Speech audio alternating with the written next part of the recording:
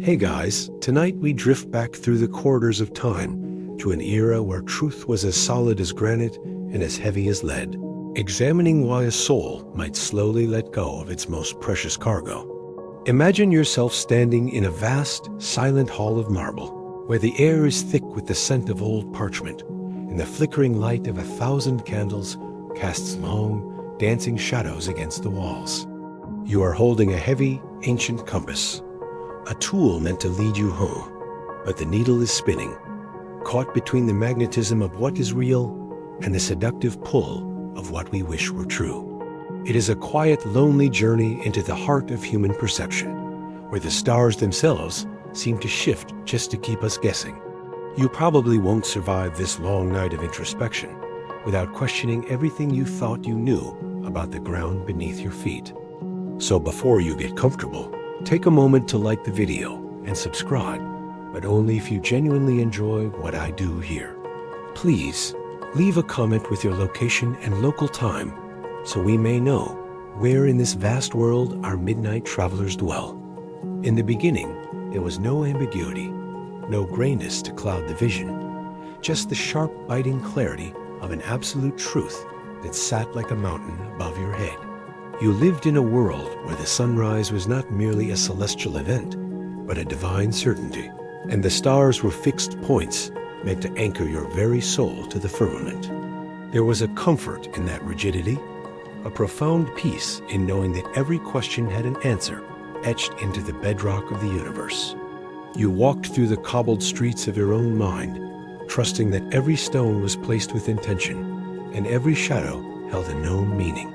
It was a time of great certainty, where the truth was not something to be debated, but something to be inhabited, like a heavy wool cloak that kept the cold of doubt at bay.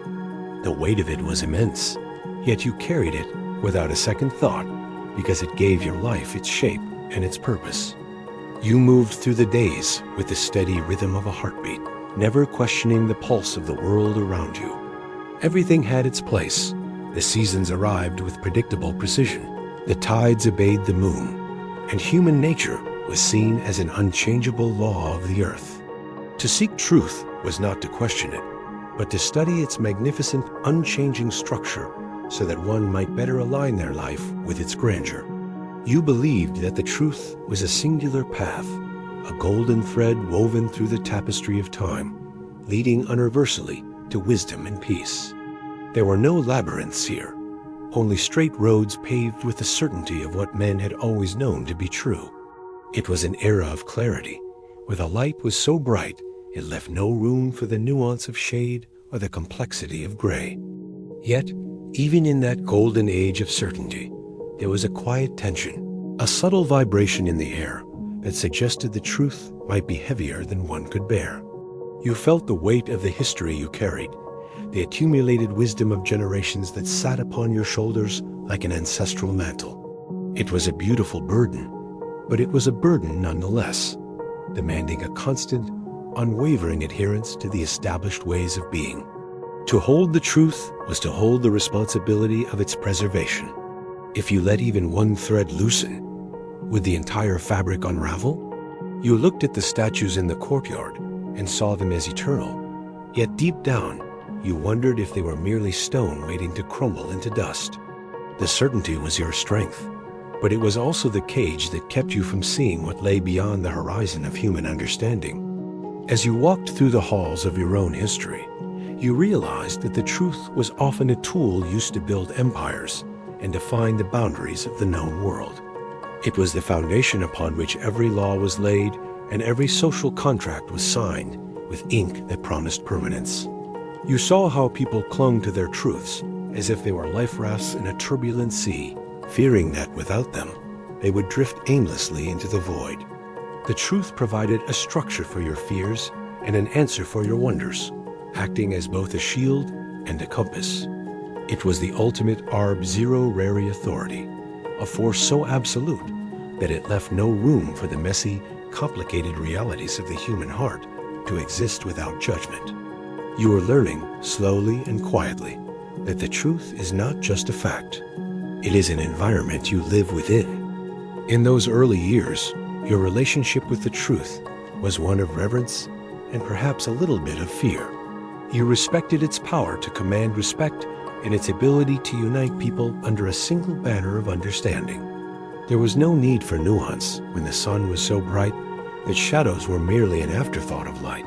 You believed that if you could just grasp the totality of it, you would understand your place in the toils of existence perfectly.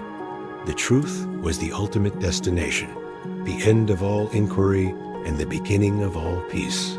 It felt as though the world was a great clockwork mechanism, designed with such precision that no gear could ever truly be out of place unless it was broken beyond repair. But even as you embraced this certainty, there was a quiet curiosity about the things that couldn't be seen or measured. You wondered if there were truths that existed in the silence between words, or in the spaces between the stars where the light fades into nothingness. The absolute nature of your reality demanded an all-encompassing devotion, leaving little room for the individual whims of a wandering mind. You found yourself occasionally staring at the horizon, wondering if the truth was truly as solid as it felt, or if it was merely a beautiful veil draped over an incomprehensible vastness. It was a thought you rarely voiced, for to question the truth was almost to question existence itself. The history of your people is written in the ink of these truths, the battles fought to defend them, and the civilizations built to honor them. You can see the scars on the old monuments, where different eras tried to rewrite the story to fit a newer, sharper version of the truth. It was always there, the tension between what we know is true and what we need to believe to survive the night. The weight of history is the weight of all the truths that have come before us, layered one upon another like sediment in an ancient riverbed. You carry these layers within you, a geological record of human thought and belief. As you sit there now, in the quiet of this moment, consider how much of your life has been shaped by the truths you were taught to hold dear. Think of the old maps that once guided travelers across oceans that are now much smaller and more understood. The truth was a map, but as the terrain changes, even the most accurate map begins to lose its utility. You might have thought you were walking on solid ground, but the earth is always moving, shifting beneath your feet in a slow tectonic dance of change. The certainty of the past becomes the nostalgia of the to-be, and we begin to realize that truth is often a moving target. In this era of your life, you are just beginning to feel the first subtle shifts in the atmosphere. The air feels a little thinner, as if the old truths are losing their density, becoming more translucent than they once were. It is not an abrupt change, but a gradual thinning of the veil that separates what we know from what we suspect. You might find yourself looking at an old friend and seeing, for the first time, the cracks in their character that you had previously ignored because the truth of their goodness was so absolute. This is the beginning of the fraying of the cord, the moment when the solidity of the world begins to feel like a beautiful, fragile illusion. The history of human thought is often a story of great truths being dismantled by even greater questions. We build our houses on the truth, only to find that the ground is not as stable as the architects promised. You are witnessing the first tremors of this dismantling in your own heart, where the old certainties are beginning to lose their grip. It is not an act of betrayal, but a natural consequence of growth. As we expand, the boundaries we once thought were absolute begin to feel like narrow constraints. The truth was meant to set us free, yet sometimes it feels like it has been holding us in place for too late or too long. As you listen to the quiet hum of the night, imagine the great libraries where the books are filled with the truths of 1,000 years ago. Some of those books are still read with the same fervor as they were when they were penned, yet their words no longer match the world outside the window. You realize that truth is often a matter of timing. What was true for your grandfather might be a curious relic to your grandchild. This fluidity is terrifying to the mind that craves permanence, yet it is the very essence of time itself. The truth is a living thing, and as it lives, it changes much like we do. You must understand that to love the truth is to love something that can change its shape to fit the vessel of our understanding. In the beginning, your vessel was small, So the truth was a concentrated, powerful essence. As you grow larger, as your mind expands to encompass more complexity, the truth seems to spread out, becoming thinner and harder to grasp in its entirety. It is not that the truth is disappearing. It is that we are no longer able to hold it all at once. This is the paradox of wisdom. The more we know, the less we can be certain of. Take a breath and feel the weight of your own existence in this moment. You are an inhabitant of time, caught between the truths of yesterday and the questions of tomorrow. The stability you once felt was a beautiful illusion, but it was an illusion that served to protect you while you were learning how to walk. Now, as you stand taller, the ground feels less certain, but your legs are stronger than they were when you first began the journey. This is the beginning of a transition, the slow movement from the absolute to the nuanced. The truth was never meant to be a destination where we stop moving. It was meant to be the light by which we navigate our movement. If we reach a point where we think we have mastered the truth, we have actually stopped growing. The fear you feel at the thought of losing your certainty is simply the fear of letting go of an old skin that no longer fits. It is a natural part of the human cycle to hold tightly to what is known before slowly opening our hands to the unknown. Tonight, as we begin this long journey through the history of truth and its many transformations, do not be afraid of the shifting shadows. The certainty you once held was a necessary anchor, but even anchors must eventually be lifted so that the ship can move into deeper waters. We will explore why it is so easy to love the absolute, and why we might find ourselves slowly, inevitably, losing our love for it in favor of something more complex. Sleep now, or simply listen, as we begin to walk the path from the solid ground toward the great, beautiful gray. In the quiet hours that follow an absolute certainty, there comes a period of profound stillness, a silence so deep it seems to hum with the tension of something about to break. You are no longer standing on solid ground. Instead, you find yourself walking upon a vast, frozen lake during the height of winter. The surface is smooth, white, and seemingly impenetrable, a perfect mirror reflecting the cold, clear truths of the sky above. For so long, you believed this ice was the very foundation of the world, a permanent and unyielding floor that would support your weight for all eternity. But as you step with a heavy foot, there is a sound, not a crash, but a microscopic, sharp ping that resonates through the soles of your feet and up into your very marrow. It is a sound so small, it might be mistaken for a settling house or a distant branch snapping. Yet to your ears, it sounds like the first crack in the universe itself. This was the beginning of the fraying, the moment when the absolute began to lose its seamlessness. You had grown accustomed to the truth, being an unbroken monolith, a great pillar of granite that stood without flaw or blemish. But now, you begin to notice the minute fissures, the tiny veins of shadow running through the stone that you had once dismissed as mere texture. These are not large enough to topple the pillars, nor are they wide enough to let the light pour through in a blinding torrent. Yet they are there, undeniable and haunting. They represent the first doubts, the small, nagging questions that arise when a long-held belief meets an unforeseen reality. You realize that if a stone can have a crack, then perhaps nothing is truly solid. Perhaps everything we hold to be certain is merely waiting for its moment of fracture. It starts with something trivial, a contradiction in a text you thought was infallible, or a sudden realization that the person you trusted most possesses a flaw they tried so hard to hide. These are not earthquakes, but they are tremors of the soul. You find yourself staring at the old truths, looking for these imperfections, almost as if you are searching for the flaw, because you no longer trust the smoothness. The perfection was a comfort, but it was also a demand. It demanded that you be perfect in your adherence to it. Now, the cracks suggest a different reality, a reality where things can be both true and broken at the same time.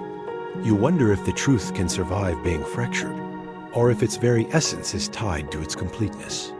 Imagine, if you will, an ancient cathedral where every stained glass window was once a perfect depiction of a divine law. For centuries, the light passed through them cleanly, casting colors that were pure and unmistakable. But now, a tiny chip has fallen from one pane, and a sliver of distorted light hits the floor, creating a shape that looks nothing like the original design. It is this distortion that begins to haunt you. You look at your own life, your own beliefs, and you start to see the chips in the glass. Is it possible that our understanding was always just an approximation? Was the truth actually perfect? Or were we simply too blind to see its imperfections until now? The sensation of the crack is often accompanied by a creeping sense of instability. When you thought the earth was solid, your walk was purposeful. You did not need to look down at your feet to ensure they wouldn't sink. But as the cracks appear, your gait becomes tentative. You begin to weigh every step, fearing that one wrong move might shatter the entire landscape. This is the psychological cost of doubt. It takes away the ease of movement. The truth used to be a smooth road. Now it is an obstacle course of shifting gravel and hidden crevices. You find yourself pausing, hesitating before you commit to a thought or an action, wondering if the ground will hold your conviction as firmly as it once did. There is a peculiar loneliness in this first stage of doubt. Because the cracks are so small, they are difficult to explain to others.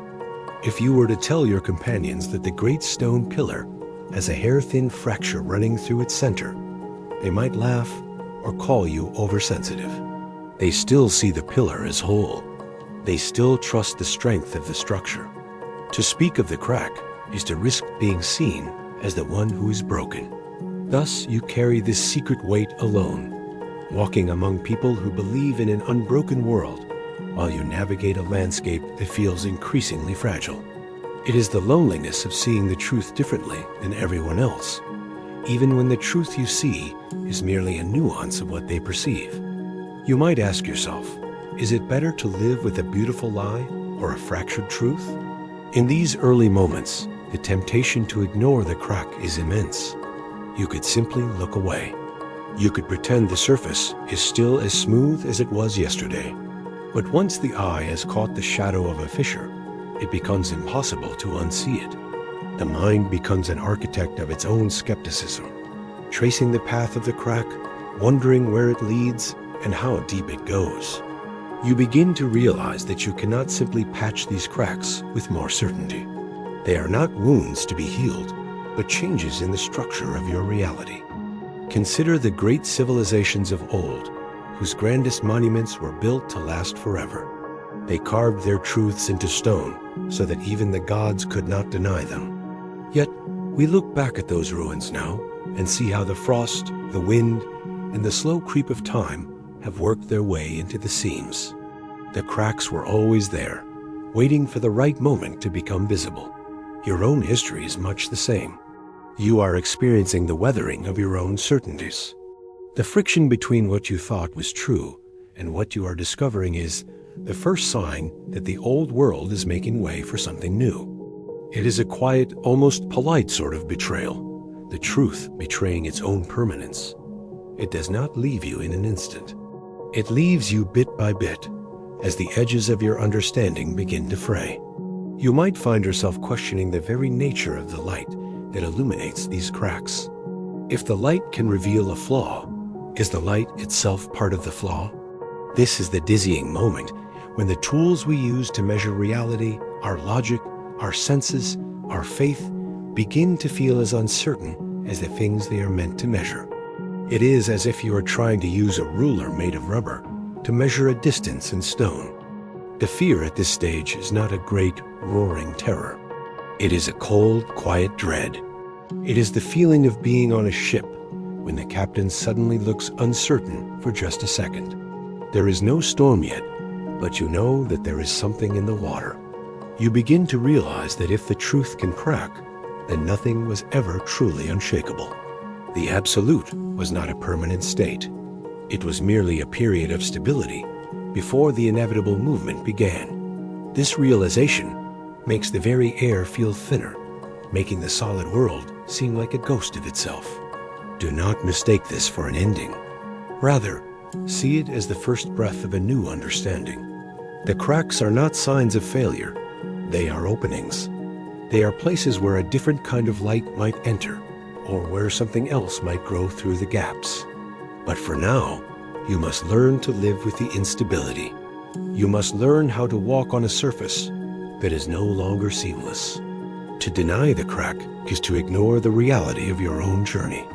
To embrace it is to begin the terrifyingly beautiful process of learning how to balance on the edge of the unknown. In the grand library of human history, these moments are often overlooked because they lack the drama of war or the spectacle of discovery. But the most profound shifts in human thought began exactly like this, with a small, quiet realization that the old ways were not quite as perfect as they seemed. You are walking through the halls of your own unfolding wisdom. The cracks may seem to threaten the structure, but they also prove that there is depth beneath the surface. They remind you that nothing is one-dimensional. Nothing is merely what it appears to be at first glance. As you navigate this terrain, remember that you are not losing the truth. You are gaining a more complex version of it. The old truth was simple and singular. The new truth will be layered and multifaceted. It is natural to miss the smoothness of the unbroken stone, but do not forget that a smooth stone can be easily slipped from one's hand, whereas a textured surface offers a grip. These cracks are becoming the texture of your life. They are teaching you how to hold on, how to find footing where there was once only a slick, perfect surface. Sleep now and let the sound of those tiny, microscopic cracks settle in your mind like the softest rain. Do not fight them. Do not try to smooth them over with false certainty. Let the fissures exist. They are merely the boundaries where your old self meets the vastness of what is yet to be discovered. You are moving from a world of solid walls into a world of open space, and though the ground feels uncertain, you are being prepared for a journey that requires more than just a steady step. It requires a soul that can dance with the cracks.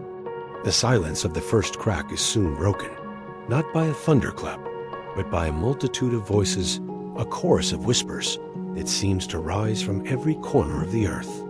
In the previous era, there was only one voice, a singular and resonant tone that commanded the attention of all who listened.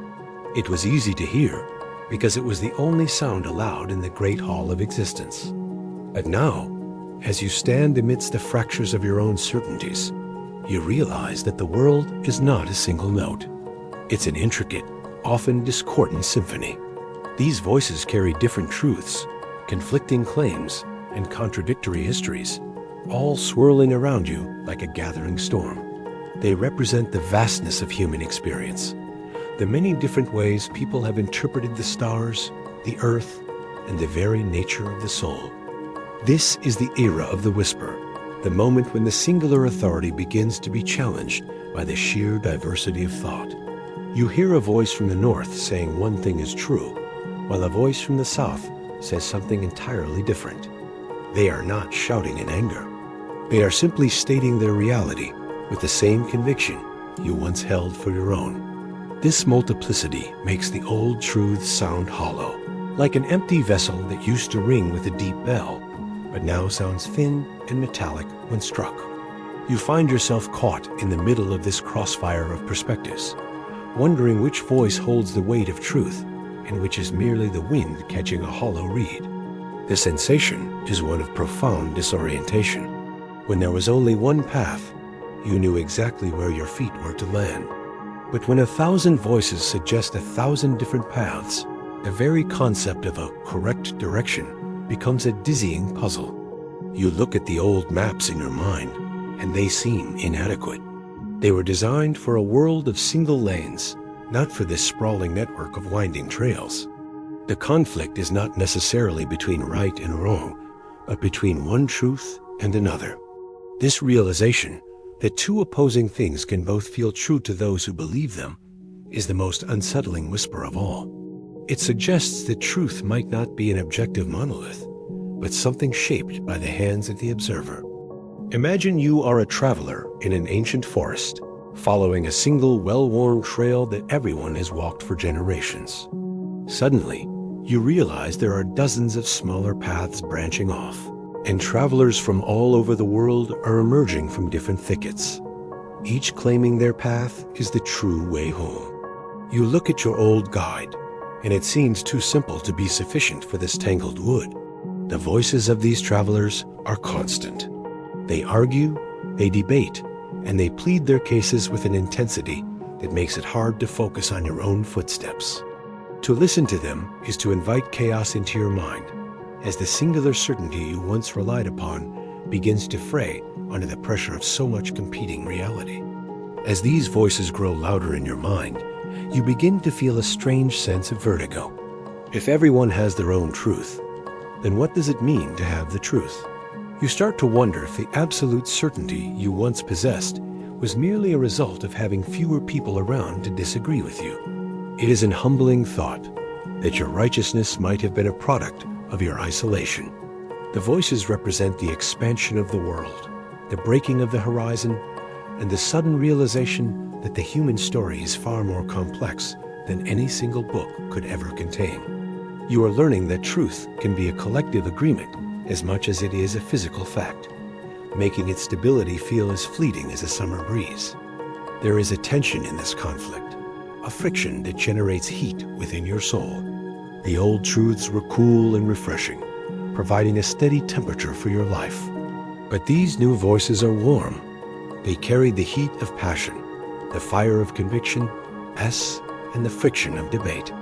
You find yourself caught between the desire to silence the noise so you can find peace, and the necessity of listening so you can understand the world. It is an exhausting tug of war. To hold on to the old truth requires a constant defense against the new voices, making your own convictions feel like a fortress under siege. You realize that the more you hear, the harder it becomes to remain still. You may find yourself tempted to pick a side, to choose one voice and silence all others, just to regain the comfort of the single-track life. This is the impulse to return to the old ways, to find a champion who will speak for you, so that you don't have to listen to the discord. But as you look at these voices, you realize they are not merely noise. They are fragments of a larger, more complex truth. The conflict is not something to be solved, but something to be lived through.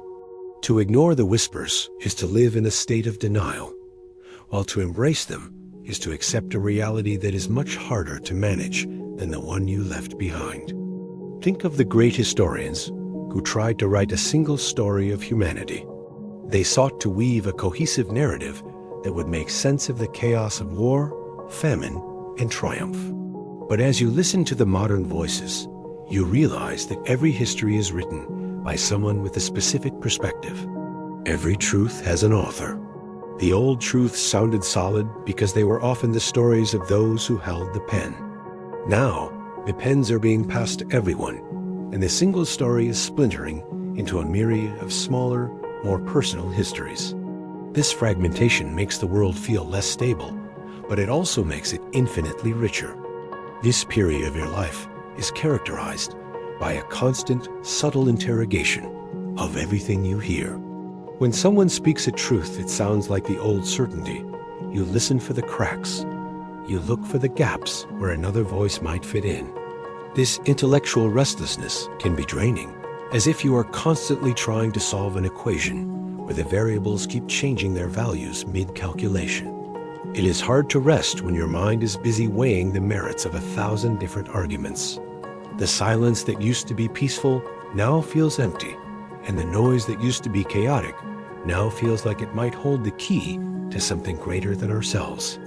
You are also learning about the nature of human conviction. You see how people use their truths as weapons or as shields, and you realize that sometimes a voice is loud not because it is true, but because it needs to be heard. This realization makes you wary. It makes you wonder if the truth is being obscured by the sheer volume of human passion. Is there a way to find the signal in the noise? Can you discern the quiet, fundamental truths from the loud, transient claims of the moment? The struggle becomes one of discernment, the ability to listen deeply enough to hear what is actually being said beneath the rhetoric. As these whispers continue to swirl around you, they begin to challenge your very identity. If much of who you were was built upon the old truths, then who are you when those truths are questioned? The voices aren't just questioning the world. They are questioning you. They ask if you can still be a person of integrity in a world where nothing is certain. It is an existential crisis disguised as a social debate. You feel as though your very foundation is being eroded by the sound of so many different lives being lived in so many different ways. The certainty that once held you together was like a tightly wound spool of thread. Now, the threads are being pulled in every direction. Yet, within this cacophony, there is a hidden rhythm. If you listen closely past the arguing and the shouting, you can hear a commonality. The voices all speak to the same human needs. The need for meaning, the need for belonging, the need to understand the mystery of existence. They are different dialects of the same fundamental human struggle. This realization offers a glimmer of hope. Perhaps the truth is not found in any one voice, but in the relationship between them all. The tension itself might be the point. The friction might be the very thing that generates the energy required for human progress. Do not let the noise drive you to madness or to an easy, unearned silence. There will be times when you want to plug your ears and return to the era of the single, beautiful melody. But remember, a single note can be pure, but it cannot capture the complexity of a forest at dawn or the swell of the ocean. The voices are not there to destroy the truth. They are there to expand our understanding of what might be possible. They demand that you become a more sophisticated listener, someone who can hold multiple truths in their mind without losing their own footing. As you move through this turbulent sea of sound, permit yourself to be uncertain. It is okay to not have an answer for every whisper. In fact, it might be wiser to let the questions hang in the air, like mist. You are learning a new kind of wisdom, the wisdom of the ear as much as the eye. You are moving away from the era of the truth and into the reality of truths. This is not an ending. It is a deepening. The voices will continue to rise, but they will also teach you how to find your own unique resonance within the great, beautiful roar of existence. Sleep now, and let the whispers carry you into a dream where every voice is a guide. Do not fear the disagreement, for in the friction of different perspectives, there is the spark of new light. The old, solid world was silent. This new, loud world is alive. Listen to the pulse of it all, the unfolding mystery that refuses to be silenced by any single decree. In the wake of the voices, when the dissonance becomes too much to bear, you will find yourself wandering toward a different kind of light. It is not the sharp, piercing sunlight of absolute truth, nor is it the dim, confusing twilight of multiple perspectives. Rather, it is a warm, golden glow that seems to promise an end to all conflict. You find yourself drawn to beautiful, shimmering fabrication stories that are elegantly told and perfectly coherent. They are lies, perhaps not in the sense of malicious deception, but they are golden because they smooth over the rough edges of reality. They provide a seamless narrative where there is actually a jagged history. They offer a clean answer where there is only a messy question. In this moment, you find yourself tempted to trade the difficult, fractured truth for a beautiful, cohesive lie. The lure of these golden lies is profound because they feel like home. When the world feels too fragmented to hold in your mind at once, a well-crafted myth can act as an architectural marvel, rebuilding the walls you thought were falling. You might find yourself gravitating toward a philosophy that simplifies the human condition into a neat, easy equation, or perhaps a history that casts heroes and villains with such clarity that you no longer need to think about the gray areas. These fabrications are seductive because they provide the one thing the truth often denies us: certainty without effort. They allow you to inhabit a world where everything makes sense, even if that sense is built upon a foundation of beautiful illusions. Consider how easily we can be seduced by a story well told. We have always been storytellers, and sometimes we use our stories to mask the truth from ourselves. You might find yourself listening to an orator who speaks with such charismatic grace that their words weave a perfect tapestry of meaning, making you forget that they are ignoring half of the facts to maintain their beautiful conclusion. To believe them is to feel a sudden, warm relief, as if a great weight has been lifted from your chest. The lie is not heavy. It is light as silk, designed to drape over the complexities of life so beautifully that you almost forget they exist. It is an anesthetic for the soul, numbing the sting of reality's contradictions. This temptation is often born from exhaustion. To live in a state of constant questioning, to constantly weigh the cracks in the stone and the whispers in the wind, is to live in a state of perpetual mental hunger. We crave the feast of a complete answer. A golden lie offers a full meal, even if it is made of nothing but sweet air. It tells you exactly who to be, what to believe, and how to judge your fellow man without the messy necessity of nuance. In these moments, the truth feels like a difficult climb up a rugged mountain, while the lie feels like a gentle stroll through a manicured garden. You begin to wonder, is it better to be tired and right, or rested and wrong? As you sit with these shimmering fabrics, you might start to notice how they work on your heart. They are designed to soothe our fears of the unknown. A lie that tells us the world is a just place, or that our enemies are purely evil, provides a sense of moral order that nothing else can match. It provides a shield against the terrifying realization that the universe might be indifferent to our struggles. These lies are not necessarily meant to deceive others. They are often crafted for ourselves, as private comforts we carry, like small, golden annuities in our pockets. We tell ourselves these stories so that we can sleep at night, believing the world is a more predictable place than it truly is. But there is a danger in this comfort, a subtle, creeping peril in the sweetness of the fabrication. Because these lies are beautiful, they feel virtuous. You might find yourself defending a golden lie with the same fervor you once used to defend the truth, because letting go of the lie feels like losing a part of your own stability. The more we wrap ourselves in these elegant myths, the more we become insulated from reality. We build gilded cages around our minds, where every bar is a perfect, polished truth substitute. You might realize that you are not offered a world where there are no villains, yet you find yourself needing to point at someone to keep the story coherent. Think of the great empires of old that were built not on the hard truths of their people's struggles, but on the glorious myths of their founding. They told stories of divine right and inevitable destiny to unify a diverse population. These were golden lies that served as the glue for society. While they provided a necessary structure for expansion and order, they also obscured the human cost of such greatness. You might find yourself wondering if we are still doing this today, creating grand narratives to mask the crumbling infrastructure of our own understanding. The beauty of the myth can sometimes make us blind to the rot at its core. The tension between truth and the golden lie is a conflict between integrity and ease. To hold the truth is to accept the jagged edges, the contradictions, and the uncomfortable silences. It requires a ruggedness of spirit. The golden lie, however, demands nothing but your willingness to be enchanted. For someone weary from the struggles of existence, the idea of simply believing a beautiful story can be more tempting than the most profound scientific discovery or the deepest philosophical insight. You are faced with a choice.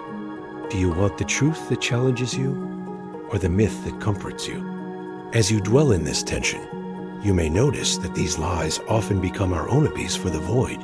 When we look into the abyss of the infinite and feel small, we create a grand story to make ourselves feel significant once more. We tell ourselves we are the protagonists of a cosmic drama, and that every event is a necessary plot point leading to our triumph. This is a magnificent fabrication, one that makes life's hardships feel purposeful. It is a beautiful way to live, yet it carries the risk of making us ignore the quiet, unheralded truths of the mundane and the small. There is also the social dimension of the golden lie. Often, these fabrications are shared by many, creating a collective illusion that acts as a powerful social bond. When a group agrees to believe a beautiful myth, They become an inseparable unit. This sense of belonging can be intoxicating. You might find yourself joining a chorus of voices, all singing the same gilded song, finding comfort in the fact that you no longer have to face the darkness alone. The lie becomes a communal cloak, warmer and more inviting than the cold, solitary truth. Yet, as you look at your hands, you must ask, what happens when the gold begins to peel? A golden lie can only last as long as its beauty holds. Eventually, the friction of reality, the real human struggles, the physical limits of our bodies, the hard facts of history, begins to scrape against the surface of the myth. You might find that a beautiful story about a person's character cannot withstand the test of their actual actions. A golden lie is a fragile thing. It requires constant maintenance to keep its luster. If you stop polishing it, if you look too closely at the seams, the illusion begins to fade. This realization brings a new kind of sorrow, the sadness of knowing that you are holding something precious but hollow. It is the melancholy of the sunset, where the colors are magnificent, but we know they are merely the fading light of a day that is gone. You might feel a sense of guilt, as if by enjoying the lie, you are betraying the truth. But these feelings are part of the human condition. We are creatures of both logic and longing. We need the hard facts to live, but we often crave the myth to thrive. The temptation to settle for the golden lie is a test of your courage. It asks if you have the strength to face a world that is unpolished and sometimes ugly. To reject the easy, beautiful falsehood in favor of the difficult, honest truth is an act of profound bravery. It is a decision to live with open eyes, even when they water from the glare of reality. You are learning to distinguish between what is aesthetically pleasing and what is fundamentally real. Do not be too hard on yourself if you find your heart leaning toward the golden lies at times. The human mind was not designed for constant, unshielded exposure to the raw truth. We need some degree of myth to make sense of our existence. The key is to ensure that the lie does not become a wall that prevents you from seeing the light. Use the beauty as a temporary rest stop, but do not build your permanent house within it. As you drift toward sleep, imagine yourself walking through a garden of golden statues. They are magnificent and perfect, yet they are cold to the touch. Listen to the soft rustle of their silken robes as they stand silent in the moonlight. This is the realm where we often dwell when we seek ease. As you rest, let your mind hold both the heavy truth and the light lie, observing them without needing to own them immediately. Imagine yourself walking through a vast, ancient library, a structure so immense that its vaulted ceilings are lost in a haze of swirling dust motes, and its corridors stretch beyond the reach of any single candle's flame. This is the great library of human thought, a repository for everything we have ever known, believed, or forgotten. As you wander through these silent aisles, the air feels heavy with the weight of uncounted centuries. The shelves are packed with scrolls, codices, and tomes, each one representing a fragment of truth that once stood as an absolute pillar in someone's life. But as you pull a volume from its shelf, you notice something unsettling. Many of the books are empty, or their pages have turned to fine ash at the slightest touch. You realize that much of what we thought was eternal has been lost to time, leaving us to piece together reality from mere fragments and shadows. This is the realization of the great loss, the understanding that our current knowledge is but a scattered collection of remnants. We look back at history and see empires that were once as solid as the mountains, yet their laws, their science, and their very names have faded into the mists of the past. This makes you wonder, what else have we lost? What truths are currently sitting in the dark corners of our collective mind, waiting to be rediscovered or perhaps already forgotten forever? The loss of knowledge creates a hollow space in the architecture of truth. It leaves us holding a puzzle where half the pieces are missing, forcing us to guess at the shape of the whole. As you peer into these shadowy alcoves, you realize that history is not a continuous line of progress, but a cycle of accumulation and decay. We build great cathedrals of thought, only for them to become ruins that we must scavenge for parts. This makes the truth feel fragile. It is no longer an enduring monument, but something precious and fleeting that can be lost in a single generation. You find yourself looking at your own modern certainties with a skeptical eye, wondering if they too will one day be nothing more than dust in a forgotten corner of a great dark hall. The shadows in the library are not just an absence of light. They are the presence of everything we no longer know. The silence of the library is profound, but it is a heavy silence, the kind that carries the weight of the voices that once spoke these truths aloud. You can almost hear the echoes of ancient scholars arguing over the movement of the planets or the nature of the soul. They believed they were capturing the essence of reality within their ink and parchment. Yet, as you look at the weathered bindings, you see how even the most meticulous records are subject to the erosion of time. This creates a sense of intellectual vertigo.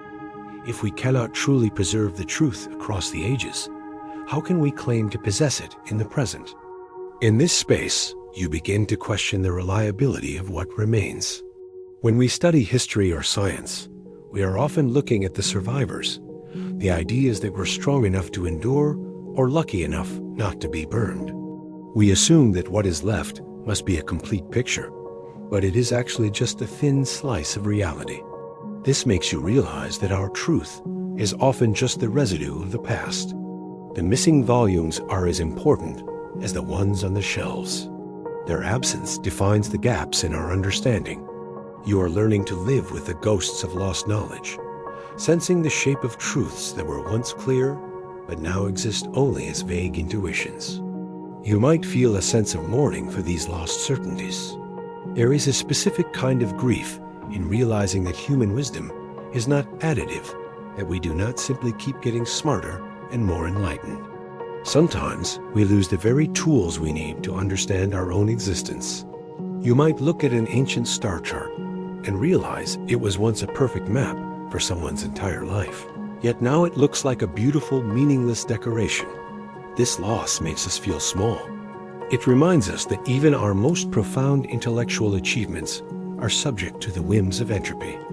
As you navigate the narrow aisles, you notice how the shadows play tricks on your eyes. A dark corner might look like a solid wall, or a gap between two shelves might look like an endless abyss. This is the danger of incomplete knowledge. We tend to fill the gaps with our own projections. We project our fears into the voids and our hopes into the empty spaces. The truth becomes a game of shadow boxing, where we fight against ghosts that may not even exist. You are forced to confront the reality that much of what we call knowledge is actually just an educated guess made in the darkness. The great libraries of the mind were once built to be permanent, but they have become places of archaeology. We no longer just read, we dig. We search for the roots of ideas, trying to find the original source before it was distorted by 1,000 years of translation and interpretation. This quest is noble, yet it is also exhausting. It requires us to be detectives of the soul, constantly questioning if our current understanding is merely a misunderstood fragment of an older, grander truth. The search for the missing pieces becomes as much a part of life as the knowledge itself. There is a peculiar tension between the desire for total clarity and the reality of historical decay. We want to know everything, to have the complete volume in our hands. But the more we study the passage of time, the more we realize that completeness is an illusion. The truth is not a solid block. It is a net with large holes. If we focus only on the threads, we miss the vastness through which they pass. You begin to see that the truth might actually be found in the gaps themselves, in the space where the old and the new meet. Think of how much human wisdom was lost during the Dark Ages or the fires of war. Great libraries were burned, and with them, entire ways of seeing the world vanished. We are currently living among the ashes of many such eras. This makes you realize that we are not just inheriting a legacy. We, too, are part of a cycle of loss. The truth we hold today is a temporary stewardship. One day, someone will walk through a library of our era, looking at our digital records and our printed books, wondering what was lost when the lights finally went out. The shadows in the library also teach us about the nature of perspective. A single candle can illuminate one page, but cast a massive shadow over another. This is how human perception works. To focus on one truth often means casting other truths into the darkness. The great loss is not just that we lost information, but that our current focus might be obscuring something much larger. You are learning to respect the dark as much as the light, realizing that the things we cannot see are often the most influential forces in our lives. As you walk deeper into the stacks, the feeling of isolation grows. The vastness of what is lost can make your own life feel insignificant. How can a single human life matter when there is so much history to account for?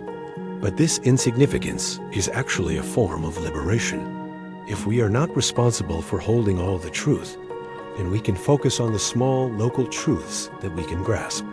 The weight of the entire library does not need to be carried at once. One must simply carry enough light to read the page in front of them. You might find yourself tempted to try and rebuild the lost volumes, to reconstruct the missing pieces through logic or faith. This is a natural human impulse, an attempt to fill the voids with something solid. But as you look at the empty spaces on the shelves, you realize that sometimes the void is meant to be there. The gaps are where growth happens. They are the places where we can breathe. To try and perfectly reconstruct the past is to create a replica of a ghost. As you continue your journey through these halls, remember that even in the darkness, there is a structure. Even if the books are lost, the shelves still stand. The structure of existence remains, even when our descriptions of it fade. This provides a different kind of certainty, a structural truth that does not depend on us having all the answers. It is enough to know that the library exists, even if we can only read fragments of its contents. Let your mind wander through these silent, dusty halls. Do not rush to find the answers. Instead, become comfortable with the mystery of the missing pages. The shadows are not your enemy. They are a reminder of the vastness that awaits our understanding. Sleep now, and let the quiet wisdom of the lost volumes settle into your spirit, teaching you how to be at peace with the incomplete. You emerge from the great library into a vast, open landscape, but you find that the air here is colder than before. The silence of the library was peaceful, but this new stillness feels different. It feels like an empty space between people. You have been carrying your truths, your hard-won insights, and your difficult realizations, as if they were precious jewels in a velvet pouch. But now, you realize that to hold on to these truths is to carry something heavy, while others walk light and unburdened. There is a growing distance between you and the world around you. You are no longer just observing the cracks in the stone. You are feeling the isolation that comes from seeing them when everyone else insists the surface is smooth. This is the cost of being right. A sudden, sharp sting of standing alone within truth that has no place to rest. The loneliness of truth is not a loud, screaming thing. It is a quiet, persistent ache. It happens in the middle of a crowded room when someone makes a sweeping, elegant statement about how the world works, and you feel the weight of your own nuanced understanding pulling you away from the group. You know the truth of their words is incomplete, yet to speak up is to disrupt the harmony, to become the one who brings the cold air into a warm house. It is easier to stay silent, but that silence creates a barrier, a transparent but impenetrable wall between your soul and theirs. To be right can often feel like being exiled to a beautiful, desolate island where you are the only inhabited citizen of reality. You begin to realize that much of human connection is built on a shared, simplified truth. We bond over common beliefs, common myths, and common understandings of our neighbors. When you hold a truth that challenges these social bonds, you find yourself momentarily cast out from the warmth of the collective. It is not that people are trying to push you away. It is simply that your truth makes them uncomfortable. You become a walking reminder of their own illusions. The sting comes when you realize that being right often requires you to be the bearer of bad news, the one who breaks the beautiful golden spell they are under. There is a peculiar irony in this experience. The more precisely you attempt to align yourself with reality, the more you might seem to drift from the people you love. They do not see themselves as living in a lie. They see themselves as living in the truth. When you present your findings, your observations of the cracks and the shadows, it can feel like an indictment of their own certainty. You realize that truth is often a divisive force, cutting through the social fabric to reveal the individual paths we are all walking. This isolation makes you wonder if it is better to be right in solitude or to be wrong in company. Consider the ancient philosophers and the scientists who stood apart from their contemporaries. They were the ones who saw the movements of the heavens or the structures of the cells that others ignored. Their truth was a lonely beacon, a light that shone brightly but often cast them into the shadows of social acceptance.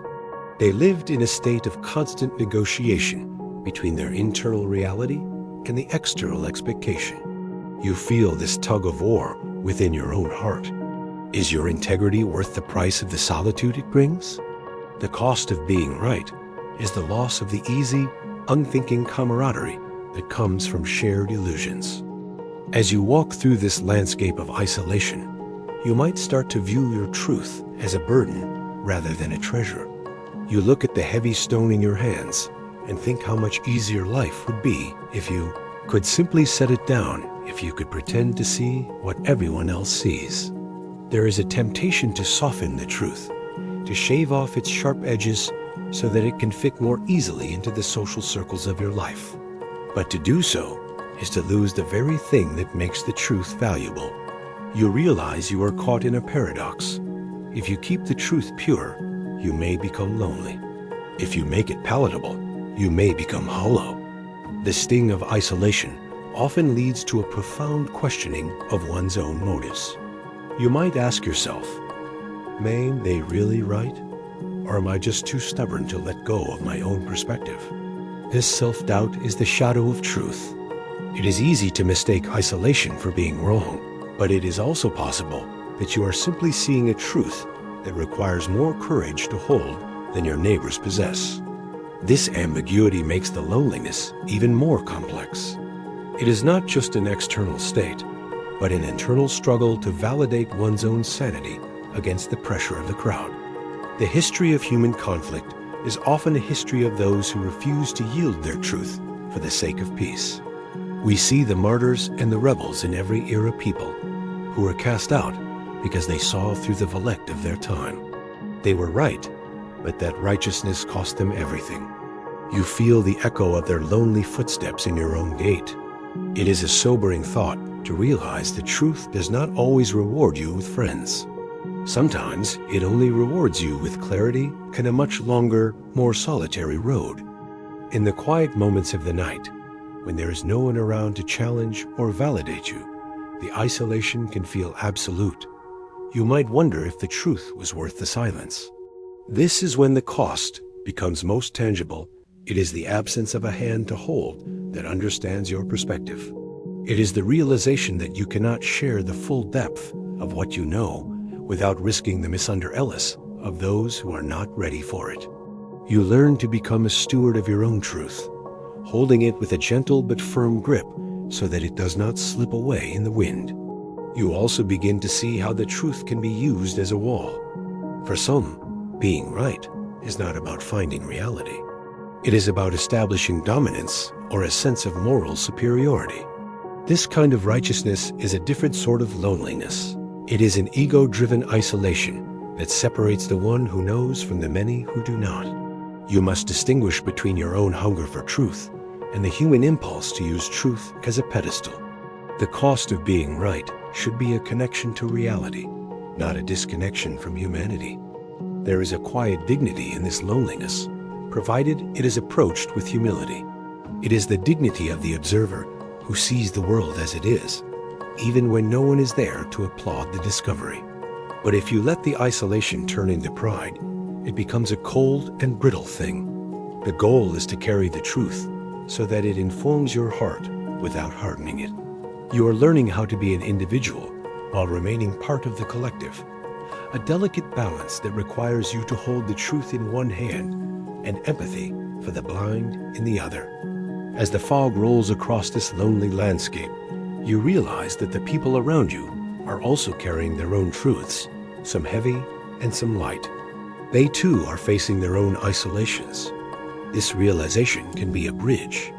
If you see that everyone is struggling with their own version of reality, then your loneliness becomes part of a much larger, universal human experience. The cost of being right is the price of admission to a deeper level of existence. A place where we must learn to stand alone so that we might eventually find more meaningful ways to be together. The sting of isolation is often accompanied by a sense of mourning for the simplicity you left behind. You miss the time when truth was a shared, easy thing. But as you continue your journey, you realize that the old unity was a surface-level harmony, while this new tension is a deep, authentic struggle. It is better to be lonely in the light than to be surrounded by people while walking in the dark. The cost of being right is high, but it is the only path toward an authentic existence.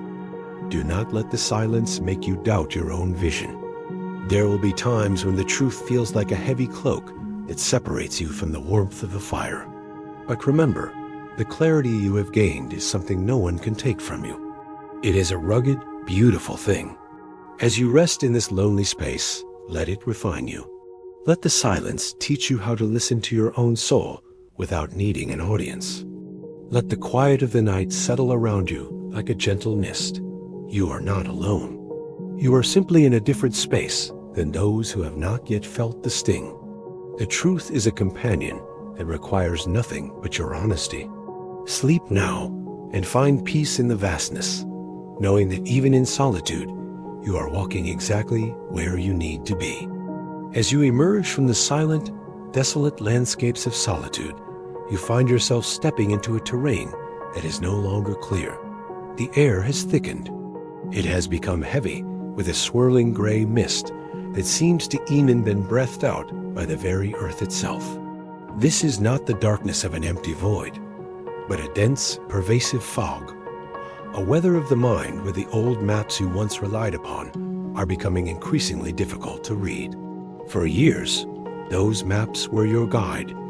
They were the lines drawn with certainty to tell you where the mountains stood and where the oceans began. But as you hold them now, you realize the ink is running, or perhaps the terrain itself has shifted so much that the old markings no longer correspond to the ground beneath your feet. The familiar truths of your life, the directions you thought were absolute, are becoming blurred, turning into vague shapes and indistinct shadows. This fog represents a unique kind of disorientation. It is the blurring of the known. When there was one truth, the map was a sharp black and white certainty. When there were many voices, the maps were overlapping but still had distinct borders. But now, as you face the complexity of all that has been revealed, the boundaries themselves are dissolving. You look at a landmark, a belief or an understanding you once held dear, and it appears differently depending on how the mist drifts through the air. It is as if the very act of looking changes the shape of what is being seen. This makes you wonder if the maps were ever truly accurate, or if they were merely convenient fictions we used to navigate a world that was always meant to be this elusive. The sensation in this fog is one of profound uncertainty. You move forward, but you can only see as far as your next few steps. The great vistas are gone, replaced by a world of near-field reality, where the distance between is and might be becomes impossibly thin. This is the moment when the truth begins to lose its sharp edges, becoming something soft, hazy, and difficult to grasp. You reach out to touch a tree that you know should be solid, but in the mist, it feels like a ghost. The familiarity of your old life, the people you knew, the rules you lived by, now feels as though they are being swallowed by an atmospheric sea. It is not that the truths have disappeared. It's that they have become difficult to hold. Imagine walking through an ancient city where the streets were once laid out in perfect geometric grids. You know every alleyway and every courtyard. But suddenly, A thick fog rolls in from the sea, and the familiar geometry vanishes. The stone walls seem to lean, and the paths you have walked for 1,000 times now feel like they could lead anywhere or nowhere at all. This is how your old certainties feel now. They were the grid of our lives, providing us with structure and direction. But in the face of new unfolding realities, the geometry is failing us. We are no longer walking a straight line. We are navigating a landscape where the landmarks are shifting as soon as we arrive at them. This blurring creates a strange tension between memory and perception. Your mind wants to rely on the old maps, to believe that the mountain is exactly where it was yesterday, but your eyes tell you something else. This conflict can lead to a sense of vertigo, a feeling that if you lean too hard on a truth, it might simply dissolve like a cloud. You find yourself questioning not just the external world, but your own ability to perceive it accurately. If the fog is so thick, how do we know if our senses are leading us towards salvation or into an abyss? The loss of clarity makes the very act of living feel like an exercise in guessing. As you wander through this gray expanse, you might notice that the fog also serves to hide the gaps. Where there were once sharp divides between good and evil, or knowns and unknowns, the mist creates a seamless, if confusing, transition. There is a subtle danger here. We might find ourselves tempted to stop moving because the path is too hard to see, or we might wander aimlessly because there are no longer any clear boundaries to guide us. The fog can be a place of profound confusion, but it can also be a place where the sharp distinctions that used to divide us begin to soften, allowing for a different, more fluid kind of understanding. The cost of this blurring is the loss of the certainty of direction. In the old days, you knew your purpose because the map was clear. Now, every step requires an intense focus on the immediate moment, as you cannot see the horizon or even the end of the road. This makes life feel more precarious, more demanding of our presence. You can no longer rely on the grand design. You must rely on the texture of the air and the sound of your own breath to find your way. It is an exhausting way to live, as the mind constantly seeks a clarity that the environment refuses to provide.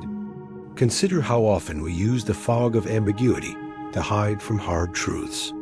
Sometimes, when the reality of our lives becomes too stark or painful, we allow ourselves to drift into a mental fog, a place where nothing is quite real, and no one is truly responsible for anything. This can be a survival mechanism, but it can also become a trap. To live in the fog is to exist in a state of perpetual hesitation. You might find yourself waiting for the clearing before you make a decision, not realizing that in this new world, there may never be a moment where the air becomes perfectly transparent again. The history of human thought is a history of people trying to burn away the fog with the fires of logic and the lights of discovery. We have always wanted to see clearly, to make the map as sharp as possible. But we are learning that the more we refine our tools, the more we realize how much there is still hidden in the haze. The struggle is not just between us and the unknown. It is a struggle between our desire for clarity and the inherent nature of existence, which often prefers to remain mysterious. As you navigate this era, you might feel a sense of mourning for the sharp lines of your youth. You miss being able to look at the world and say, that is there, and that is here. But as you inhabit the fog, you begin to realize that the sharpness was sometimes an illusion too. A line on a map is just a thin ink stroke. It doesn't account for the wind or the shifting of the soil. The blurring may be revealing something more honest about the nature of reality, that nothing is truly static, and everything is in a state of becoming or decaying. You might find yourself looking at the people you love through this mist. Their faces are familiar, yet they seem different now, as if the fog has revealed layers of their being that were previously hidden by the bright light of certainty. This can be frightening. It is harder to know a person when they are not clearly defined. But there is also a profound intimacy in the fog. When you can only see a few feet ahead, you must rely on more than just sight to connect with another soul.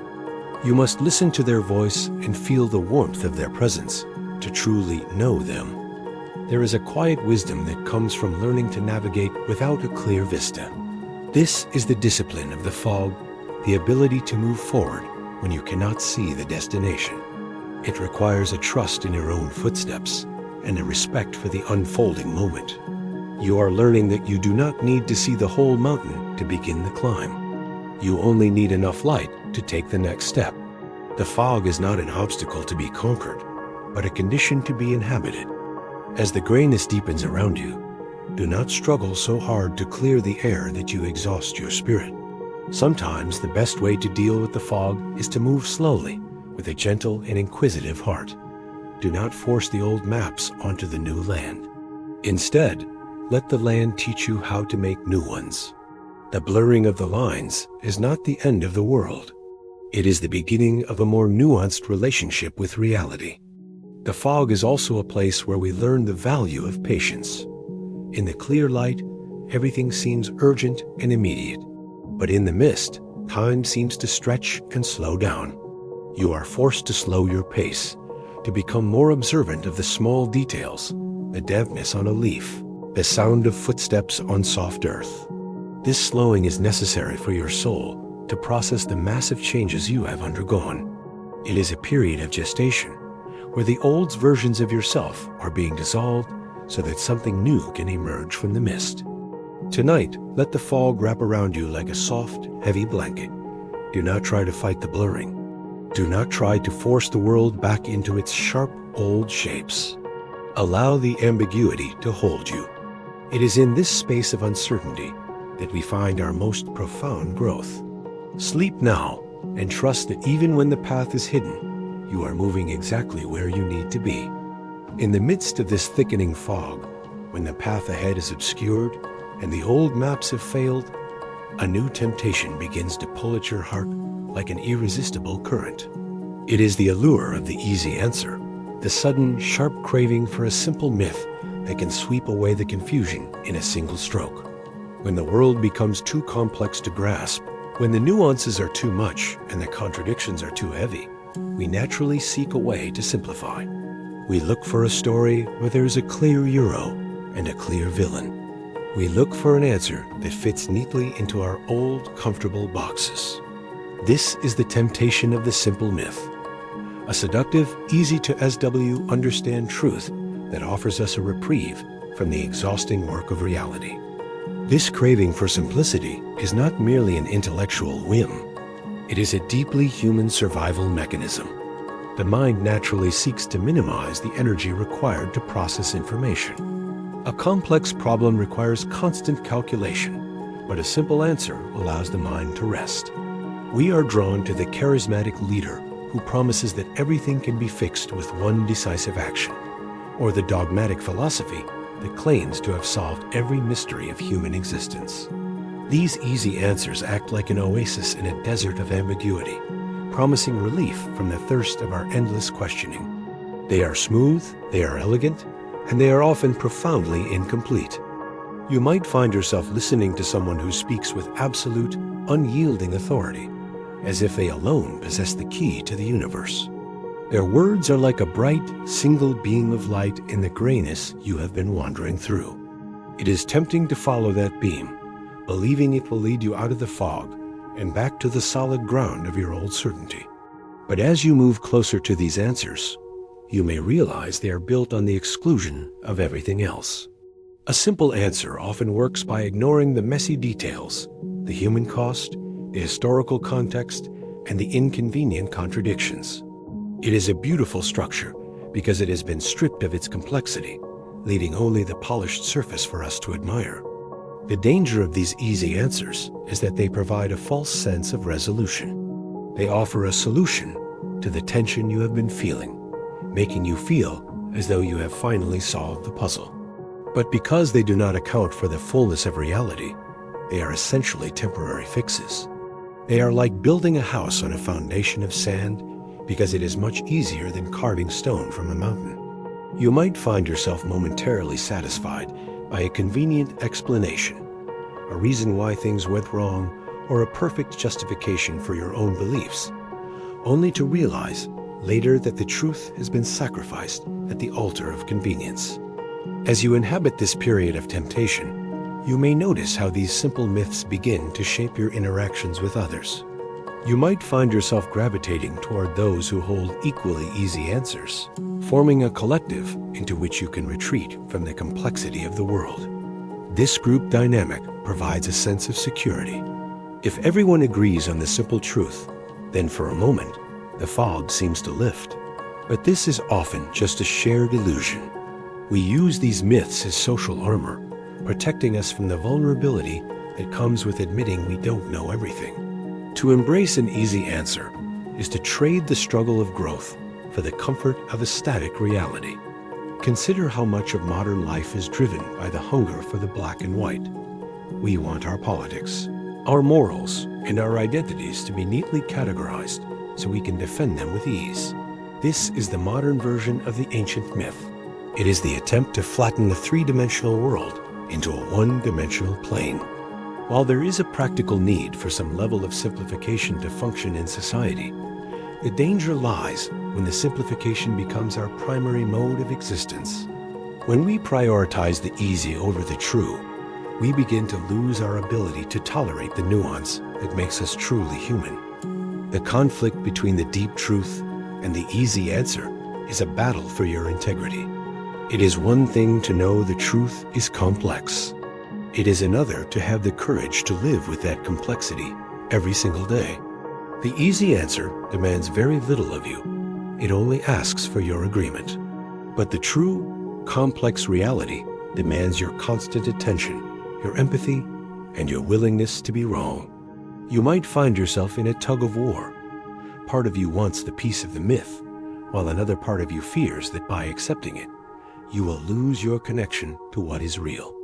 Think about the great historical movements where simple slogans replaced complex debates. These were moments where the mass of people was moved not by a deep understanding of truth, but by an emotionally resonant, easy-to-carry narrative. While these stories can unite and energize, they often lead to the hardening of hearts and the dismissal of anyone who sees the gray areas. You may feel this in your own life, the pressure to choose sides, to simplify human nature into us versus them, or to settle for a version of truth that is easier to defend than it is to understand. In your quietest moments, you might realize that the easy answer is often a mask for our own fears. We want things to be simple because we are afraid of being overwhelmed by the vastness of existence. An easy answer gives us a sense of control. If we can label everything perfectly, we feel as though we have mastered it. The truth, however, cannot be controlled or captured in a neat box. It is wild and unpredictable. To truly love the truth is to accept that you will never fully possess it, whereas the easy answer promises a mastery that is ultimately hollow. There is also a subtle fatigue associated with the complex truth. After years of navigating the cracks and the whispers, your soul might simply be tired of the ambiguity. This is when the temptation to settle for a myth feels most heavy. You might think, is it so wrong to just believe this one simple thing? It is important to recognize this fatigue as a natural part of the cycle. We need periods of rest where we can hold simpler truths, but they should be used as temporary shelters, not as our permanent homes. As you walk through this terrain, watch for how these easy answers act as filters. They filter out the voices that don't fit, and they filter out the facts that might disturb our comfort. A simple myth acts like a sieve, catching only the bits of truth that match its own shape, while letting everything else slip through. You are learning to be wary of your own mental sieves. If an answer feels too perfect or too easy, it is likely because it has been curated to suit your desires. The history of human thought is a constant back and forth between the complex and the simple. We have eras of great scientific inquiry where we push against the boundaries of nuance, followed by eras of fundamentalism where we retreat into the comfort of dogma. You are living in one of those tensions. Do not be too hard on yourself if you find your mind wandering toward a simpler explanation. It is an old human habit to seek refuge in the easy path. but keep a watchful eye on the price you are paying for that ease. You might also realize that people often use simple answers as weapons. To call someone's truth too complex can be a way of dismissing their reality because it cannot be easily categorized or controlled. On the other hand, we ourselves may use simplicity to dismiss others. The challenge is to find the balance. Enough simplicity to act with purpose, but enough complexity to remain honest. We must learn to hold the tension between the two without losing our footing. As you continue this journey, remember that the truth does not need to be simple to be valid. Truth can be messy, contradictory, and confusing, yet it remains more real than any perfectly crafted myth. The goal is not to reach a place where all answers are easy, but to develop the strength to live with hard truths. As you rest tonight, let the tension between the two settle into your spirit. Do not fear the weight of complexity, nor be fooled by the lightness of an easy lie. They are both parts of the human experience, but they serve different masters. One is a master of convenience. The other is a master of reality. Sleep now and let the whispers of the complex truth guide you toward a more profound awakening, even as you find comfort in the softest of the simple truths. Imagine you are standing in a vast ancient cathedral where the great bells were meant to ring with a sound so profound it could shake the very foundations of the earth. For generations, these bells were the voice of truth. They called people to gather, they signaled the dawn, and they tolled for the departed with an authority that no one dared question. But as you stand in the nave today, you pull the heavy ropes with all your might, yet the sound that emerges is not a roar, it is a thin, metallic clatter. The bells are still there, their bronze bodies unblemished, but they have lost their resonance. They ring, but they no longer vibrate within your chest. This is the moment you realize a terrifying possibility, that the truth can remain factually correct while losing its ability to truly speak to the human soul. This is the phenomenon of an echo in empty halls, the realization that the truths we once found life-giving have become hollowed out by familiarity or disillusionment. In the beginning, a new truth was like a lightning strike. It was electric, terrifying, and magnificent. It changed everything about how you saw the world. But as time passes, and we live with these truths day after day, they can begin to feel like mere data points, dry, clinical, and stripped of their wonder. The truth is still true, but it no longer has the power to inspire or to transform. It has become an echo, a sound that repeats the shape of something great, but lacks the substance of its original voice. The loss of resonance often happens because we have tried to domesticate the truth. We take a vast, wild concept like love, justice, or existence, and we try to fit it into our daily schedules and our small, personal moralities. By making the truth useful for our mundane lives, we accidentally strip away its majesty. It becomes a tool rather than an experience.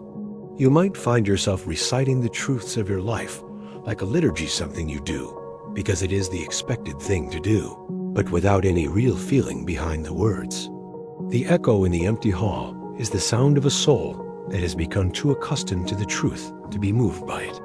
You might look at the great moral truths or the fundamental laws of nature and realize they have become background noise.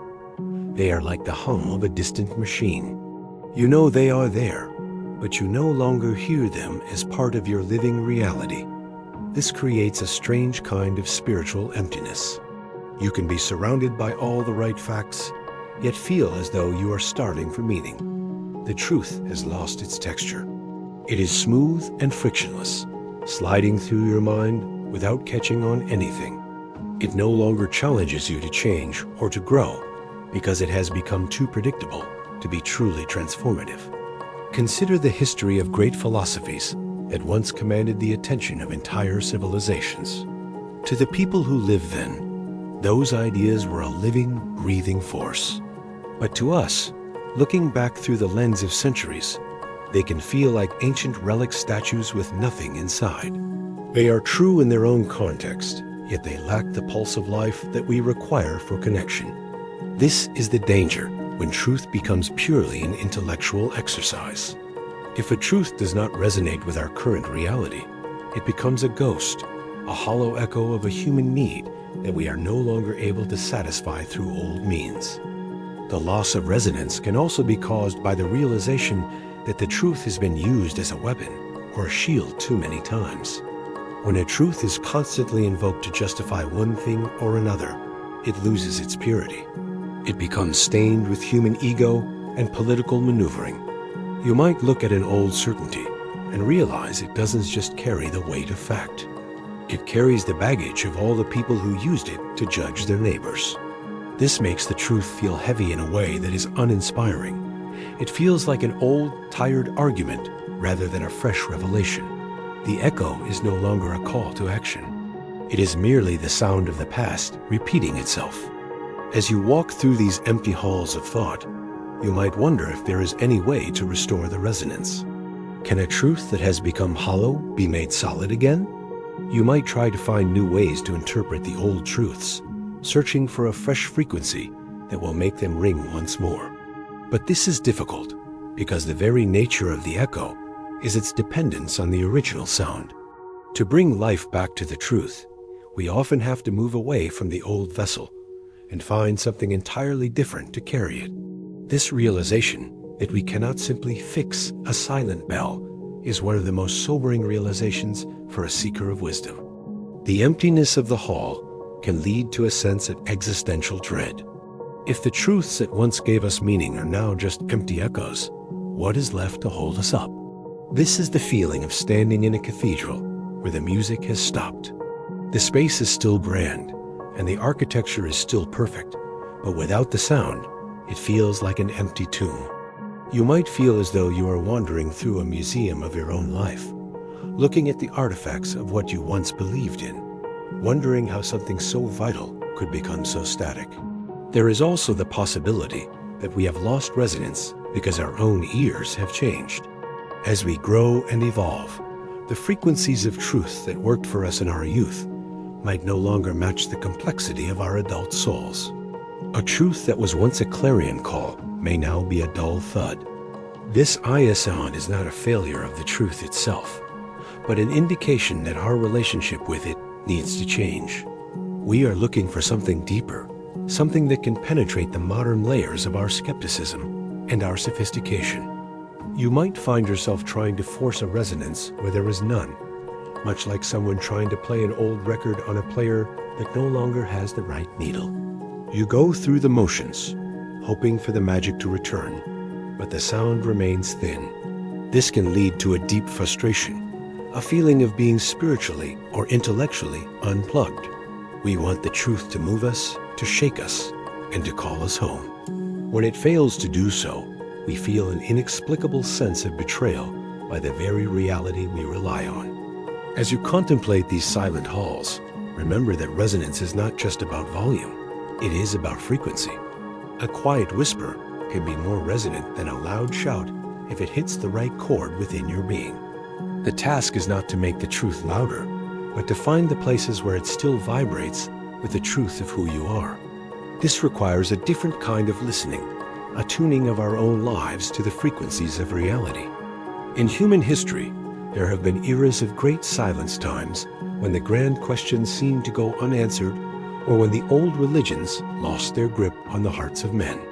These were periods where the echoes were all that remained. Yet, in those silences, something new was often being prepared. The empty hall is a space of potential. It is the void before a new sound is born. It is not just an end. It is the necessary emptiness required for a new melody to begin. You might also realize that we have become so used to the noise of modern life that we have forgotten how to hear the subtle vibrations of truth. We are constantly surrounded by loud, crashing sounds, the clamor of politics, technology, and constant information. Because of this, the true resonance of a quiet, profound truth might be too faint for us to detect. We have lost our sensitivity to the delicate frequencies that sustain existence. To find the sound again, we may need to seek out the silence. This period of your life is an invitation to become an expert and the nuances of sound and silence. It is a time of learning how to dwell in the empty halls without falling into despair. You are learning that truth is not just about the what, but about the how, the way it resonates through our lives, our relationships, and our history. The emptiness is not an enemy. It is a vast, open space where we can learn to listen more deeply than ever before. Do not be afraid of the silence or the hollow sound. It is in the quiet moments between the echoes that the real work begins. We must learn to sit with the stillness and wait for the truth to find its new voice within us. As you drift toward sleep, let the vastness of the empty halls surround you. Do enough to hear the music of the spheres, the quiet, fundamental pulse that exists even when we cannot hear it. Sleep now and let the echoes fade until they become a single, pure note of silence. Trust that the void is not an end, but a fertile ground where new sounds are waiting to be born. The truth is still there. You are simply learning a new way to listen. As you emerge from the quiet contemplation of empty halls back into the bustling streets of human society, you realize that the silence was a luxury you could no longer afford. You are once again surrounded by people, neighbors, friends, colleagues, and strangers, all moving through the world with their own certainties and their own convenient masks. In the solitude of your thoughts, truth was a heavy but honest weight. Here, in the light of day, you realize that to carry it openly is often to invite friction, judgment, or an awkward soreness from those around you. You find yourself facing a profound social dilemma. How do you hold the truths you have discovered without becoming an outcast? This leads you toward a survival tactic as old as civilization itself, the wearing of the mask. The mask is not necessarily a tool of deception. Often, it is a tool of peace. In our social interactions, we present a curated version of ourselves, a smoothed-over surface that allows us to interact with others without constant conflict. We hide the cracks in our understanding and the doubts that haunt our minds so that we can maintain the harmony of the group. You might find yourself nodding in agreement with a statement you know is incomplete, or smiling at an idea you know is flawed, simply because it is easier than being the one to point out the truth. The mask allows us to fit into the social fabric, acting as a buffer between our complex internal reality and the simpler expectations of society. This act of wearing a mask can feel like a betrayal of the self. You know that you are hiding the true texture of your soul behind a polite, static expression. To live with a mask is to live with a secret, and carrying secrets, even necessary ones, is an exhausting endeavor. There is a subtle tension between your public persona and your private reality. You might walk through a crowd feeling like a ghost, wondering if anyone truly knows the depth of what you carry, or if they only know the face you present for their comfort. It is the struggle to remain authentic in a world that often rewards the consistent over the truthful. Think of the ancient courts and the grand social hierarchies of history. In those times, one's survival depended on adhering to the prescribed truths of the era. To wear the mask was not just a choice, it was a requirement for belonging. You might have been a scholar who understood the stars differently than the king, or a philosopher who saw the flaws in the law, yet you wore the mask to maintain your place in the community. This social necessity created a profound split. We became masters of the public truth while nurturing our private truths in secret. This duality can lead to a fragmented sense of self, where the person we are is constantly at war with the person we must be. The cost of this masking is often an invisible loneliness. Even when you are surrounded by people who love you, there is a part of you that remains hidden behind the porcelain surface of your persona. You may wonder, if they knew what I truly thought, would they still accept me? This question can make even the warmest embrace feel slightly hollow. We fear that our truth, our messy, complex, and sometimes uncomfortable reality would be too much for others to handle. Thus, we keep the truth tucked away, ensuring that our social lives remain smooth, but perhaps lacking in genuine depth. There is a nuance to this practice that many fail to understand. we do not wear masks just to deceive. We wear them because absolute honesty can sometimes be destructive. In the delicate dance of human relationships, totalizing truth can act like a sharp blade, cutting through the bonds of affection. There are moments when a little bit of polite fiction is necessary for the sake of kindness or social cohesion. The challenge lies in knowing when the mask is being used to preserve peace and when it is being used to avoid the hard work of genuine connection. You might find yourself looking at the faces of others, the politicians, the leaders, even your own family members, and seeing their masks as well. This realization can be a cynical one. It is easy to start viewing everyone's certainty as mere performance and every smile as an act of concealment. If everyone is wearing a mask, who can we truly trust? This can lead to a deep skepticism, where the search for truth becomes an investigation into the motives behind the masks. You begin to realize that social harmony often relies on a collective agreement to look past the cracks in one another's facades. The tension between being authentic and being accepted is one of the great human struggles. If we are too honest, we might be seen as difficult or abrasive. If we are too much of a mask wearer, we may lose our soul.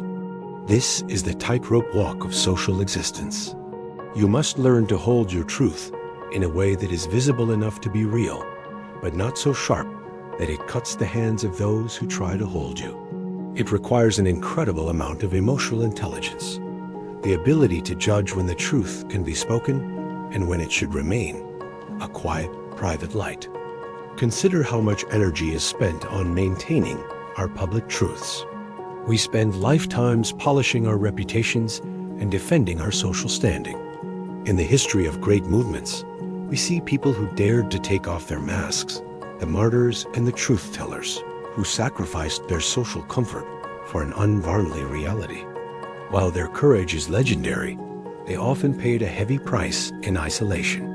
For most of us, the goal is not necessarily to be a radical truth-teller, but to find a way to live with integrity while still participating in the collective story. The mask can also become a trap where we forget our true face. If you wear a mask long enough, it begins to feel like your skin. You might start to believe that the person you present to the world is all there is, losing touch with the deep, complicated truth of your own being. This is the danger of total assimilation, when the social mask becomes so perfect that we can no longer find our way back to ourselves. The mission of a life lived with awareness is to ensure that the mask remains an accessory, not a replacement for the soul. There is also a profound relief in finding someone who sees through or alongside your mask. To meet another person whose onus matches your own can be an overwhelming experience. When you find a person where the masks can be set aside, or where both people agree to hold the truth together, it provides a rare and beautiful sanctuary. In these connections, we don't need to hide. The truth is no longer something to be feared, but a shared language of intimacy. This is the antidote to the isolation of being right. As you walk through the crowded streets of your own life, watch for the moments when you are tempted to put on the mask just to avoid an uncomfortable conversation. Ask yourself if the peace it brings is genuine or merely a temporary truce. It is okay to have a public truth and a private one, but ensure they do not become so far apart that you can no longer hear your own voice in the silence between them. In the history of human civilization, we see how masks have been used to build empires, the grand unified narratives that keep people moving in one direction. But we also see the moments when those masks cracked and were cast aside, often leading to great upheaval. You are living a micro-history of this struggle every day. The task is not to live without a mask, but to ensure your true self is never lost behind it. You might feel that by wearing a mask, you are being dishonest, but there is an honesty in the choice to be diplomatic. It is a form to respect the limits of others' understanding. The goal is to find the truth of the moment, the balance between what needs to be said and how it will be received. This is not about lying. It is about the sophisticated management of human connection. As you settle into this thought, Let the various masks of your life rest on the table before you. Do not judge them, but do not cling to them either. They are tools for navigating a complex world of people. Sleep now and imagine yourself in a place where there is no need for masks. A place of pure, unadorned light where everything is known. And because it is known, it is loved. As you step away from the crowded streets and return to the quietude of your own inner sanctum, you find that the air has changed again. It is no longer just a matter of social masks or historical echoes. It is a more intimate conflict. You are now standing in a space where two powerful forces are constantly colliding: the hard, unyielding facts of reality and the fluid, turbulent currents of your own emotions. This is the arena of the ghost struggle, the battle between what you know to be true with your mind and what you feel to be true with your heart. It is a struggle between the cold light of logic and the warm, often irrational heat of human feeling. You are learning that sometimes the most difficult part of being a truth seeker is not finding the facts, but reconciling them with the visceral truths of our own experience. In this space, you encounter ghostly realities, the feelings that haunt you because they do not align with the logical structure of the world. You might know, intellectually, that a certain path is wise, or that a person has moved beyond their past mistakes, but your heart clings to an old, painful truth, as if it were still physically present in the room. These emotional truths are like ghosts. They have no physical form, yet they possess a weight and a presence that can stop you in your tracks. The conflict arises when we try to use logic to exorcise these feelings, only to find that the ghost remains unmoving. You realize that the truth is not just a matter of what can be measured or proven. It is also about the deep, internal reality of how we perceive our existence. This wrestling match between fact and feeling is often an exhausting cycle of validation and doubt. When you lean too heavily into logic, your heart may feel cold, empty, and disconnected from the very life you are trying to live. You might become a master of facts, but a stranger to your own soul.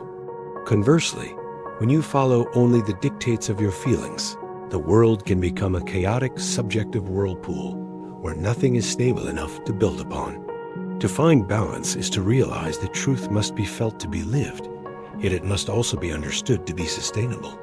You are learning that a fact without feeling is hollow, but a feeling without fact can be a beautiful, dangerous illusion. Consider the profound weight of a memory. A historical fact might tell you exactly when and where an event occurred, but the emotional truth of that event, the grief, the joy, or the betrayal, is what gives it its power to shape your character. These are two different modes of knowing, yet they both claim to be the truth. You find yourself caught in a tug of war. Should you trust the hard data of your life's history, or the vivid, pulsing reality of your current emotions? To live as a whole person is to allow these two forces to coexist, even when they seem to be speaking entirely different languages. The tension often manifests as a profound skepticism toward one's own sanity. When you feel something deeply that contradicts what everyone else, and even your own logic, tells you is true, it can lead to a sense of being unmoored. You might ask, am I being irrational, or is the world simply too narrow to accommodate this feeling? This is the struggle of the human spirit.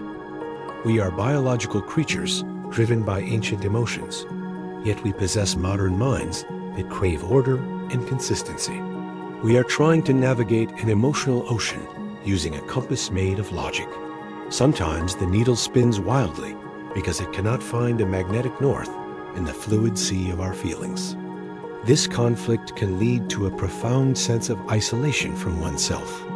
You might become a spectator of your own life, watching as your emotions pull you one way while your intellect pulls another, feeling as though neither side is truly you. This fragmentation makes it difficult to find peace. The ghost of an old truth, a fear, or an old love can linger in the hallways of your mind, casting a shadow over even the most logical decisions. You learn that to truly know yourself, you must be able to listen to these ghosts without letting them lead you into the abyss. Think of the great poets and writers who have spent their lives trying to bridge this gap. They understood that the truth of a human life is often found in the tension between the seen and the unseen, the spoken and the felt. They used their art to give a voice to the ghosts, attempting to make the invisible real. You are doing much the same through the quiet work of your own introspection.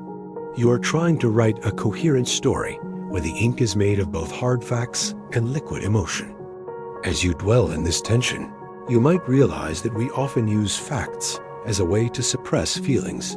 When an emotion becomes too heavy or inconvenient for our social standing or our logical worldview, we reach for a cold fact to quiet it down. We tell ourselves, it doesn't matter how I feel, because the reality is X.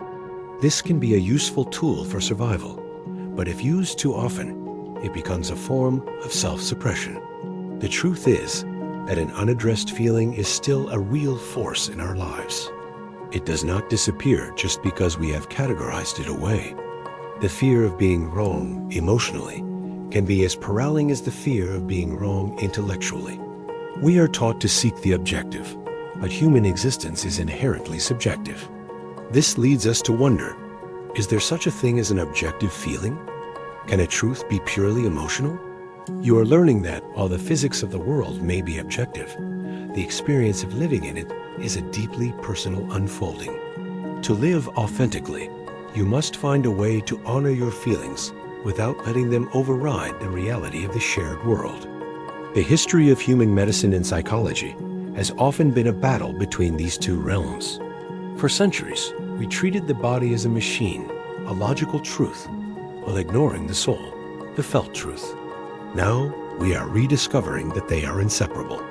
This is the lesson you are learning in your own life. You cannot simply think your way out of a heartache, and you cannot simply feel your way into a stable society. The most robust truths are those that integrate both the head and the heart. As you navigate this internal terrain, do not be too quick to judge your emotions as untrue. A feeling is an authentic signal from your being. It may not be a factual account of external reality, but it is a true account of your inner state. The goal is not to eliminate the ghosts or to silence the feelings, but to understand what they are trying to communicate about the world you inhabit. They are often the messengers of truths that our logic has not yet been able to translate. This struggle can lead to a period of deep melancholy, the realization that we may never perfectly resolve the tension between these two forces. We might carry a feeling for a lifetime that never quite aligns with our logical reality. This is the weight of being human. However, there is also an incredible beauty in this friction. It is the spark of creativity. It is the depth of character. The tension itself is what makes us more than just biological machines or purely abstract thinkers. You might find yourself seeking a middle ground that doesn't actually exist. A perfect, seamless fusion where logic and feeling are perfectly aligned. While we strive for harmony, remember that sometimes the two will always be in opposition. The strength of a person is often found in their ability to hold both truths simultaneously, the truth of the facts and the truth of the heart. In your quiet moments, look at the ghosts you carry. Do not fight them with cold logic alone, but do not let them lead you blindly into the dark either. They are the inhabitants of your unique reality. As they move through the shadows of your mind, listen to what they have to say about the truth that is waiting to be born. Tonight, as you drift toward sleep, allow the two voices, the thinker and the feeler, to settle into a quiet truce. They do not need to agree on everything to exist in peace within you. Let the facts ground you, but let your feelings give you depth. Sleep now and find the courage to hold both the logic of the stars and the mystery of the soul. As you sit within the tension of your own being, looking at the ghosts and the facts that vie for dominance, a new kind of quiet settles over the landscape. The sun is still there, but its position has shifted. The light is no longer as piercingly bright as it once was in the beginning of your journey. This is the era of the decay of absolute light. For a long time, you believed that if you could just gather enough truth, enough facts, enough wisdom, enough certainty, you would have a lamp that never flickered, a guiding light that would lead you unerringly through any darkness. But as you hold that lamp up to the vastness of existence, you realize that the light is not an infinite source. It is a finite glow, and it seems to be losing its ability to illuminate the path ahead with the same clarity it once possessed. This is not because the truth itself has changed or become less valid, but because our capacity to be guided by has shifted. The old light was so bright that it blinded us to everything else. It provided a single, sharp direction. But as we grow into more complex beings, we find that a single beam of light is often too narrow to lead us through the winding paths of a nuanced life. When the truth was an absolute, it acted like a lighthouse, a beacon that stood still while we moved around it. Now, you are finding that the light does not just illuminate. It also fades into the distance, and without that sharp focus, you must learn to navigate by something more subtle than mere brilliance. The decay of absolute light is a profound loss of direction. When there was no doubt, every step was a movement toward a clear goal. But as the certainty begins to dim, the horizon becomes hazy once again. You might feel as though you are walking through a long twilight, where the landmarks are visible, but their permanence is in question. This can lead to a sense of aimlessness, a feeling that without the blinding light of absolute truth, we are simply wandering in the dark. It is a frightening prospect. The idea that the truths that once gave us our purpose may no longer be able to guide our steps through the complexities of adulthood and the intricacies of human nature. Consider how a person who has spent their entire life following a single, unwavering path might react when they realize the path is actually a vast, open plain. The old light was the narrowness of the trail. It told you where to step and where not to step. But as that light expands and softens into an ambient glow, the direction becomes harder to define. You are not just walking a line. You are navigating a space. This transition can feel like a failure of truth, as if the truth is dying, but in reality, it is the expansion of your reality beyond the narrowness of human understanding. This decay also brings a sense of fatigue to the seeker. We have spent so much energy chasing the brightest truths, trying to find the most perfect, unyielding answers. Now that we realize even the brightest light eventually fades into the gray, it can feel as though our efforts were in vain. You might wonder, why strive for truth if it cannot lead us to a permanent destination? This is the danger of seeing truth as a destination rather than a process. When we treat an absolute as a final goal, its eventual dimming feels like a tragedy. But when we see it as a source of illumination for the moment, its fading becomes a natural cycle. In your own life, you might feel this decay in your sense of morality or purpose. The grand, heavy truths that once anchored your values, the absolute distinctions between right and wrong, or good and evil, may now feel more like soft shades of gray.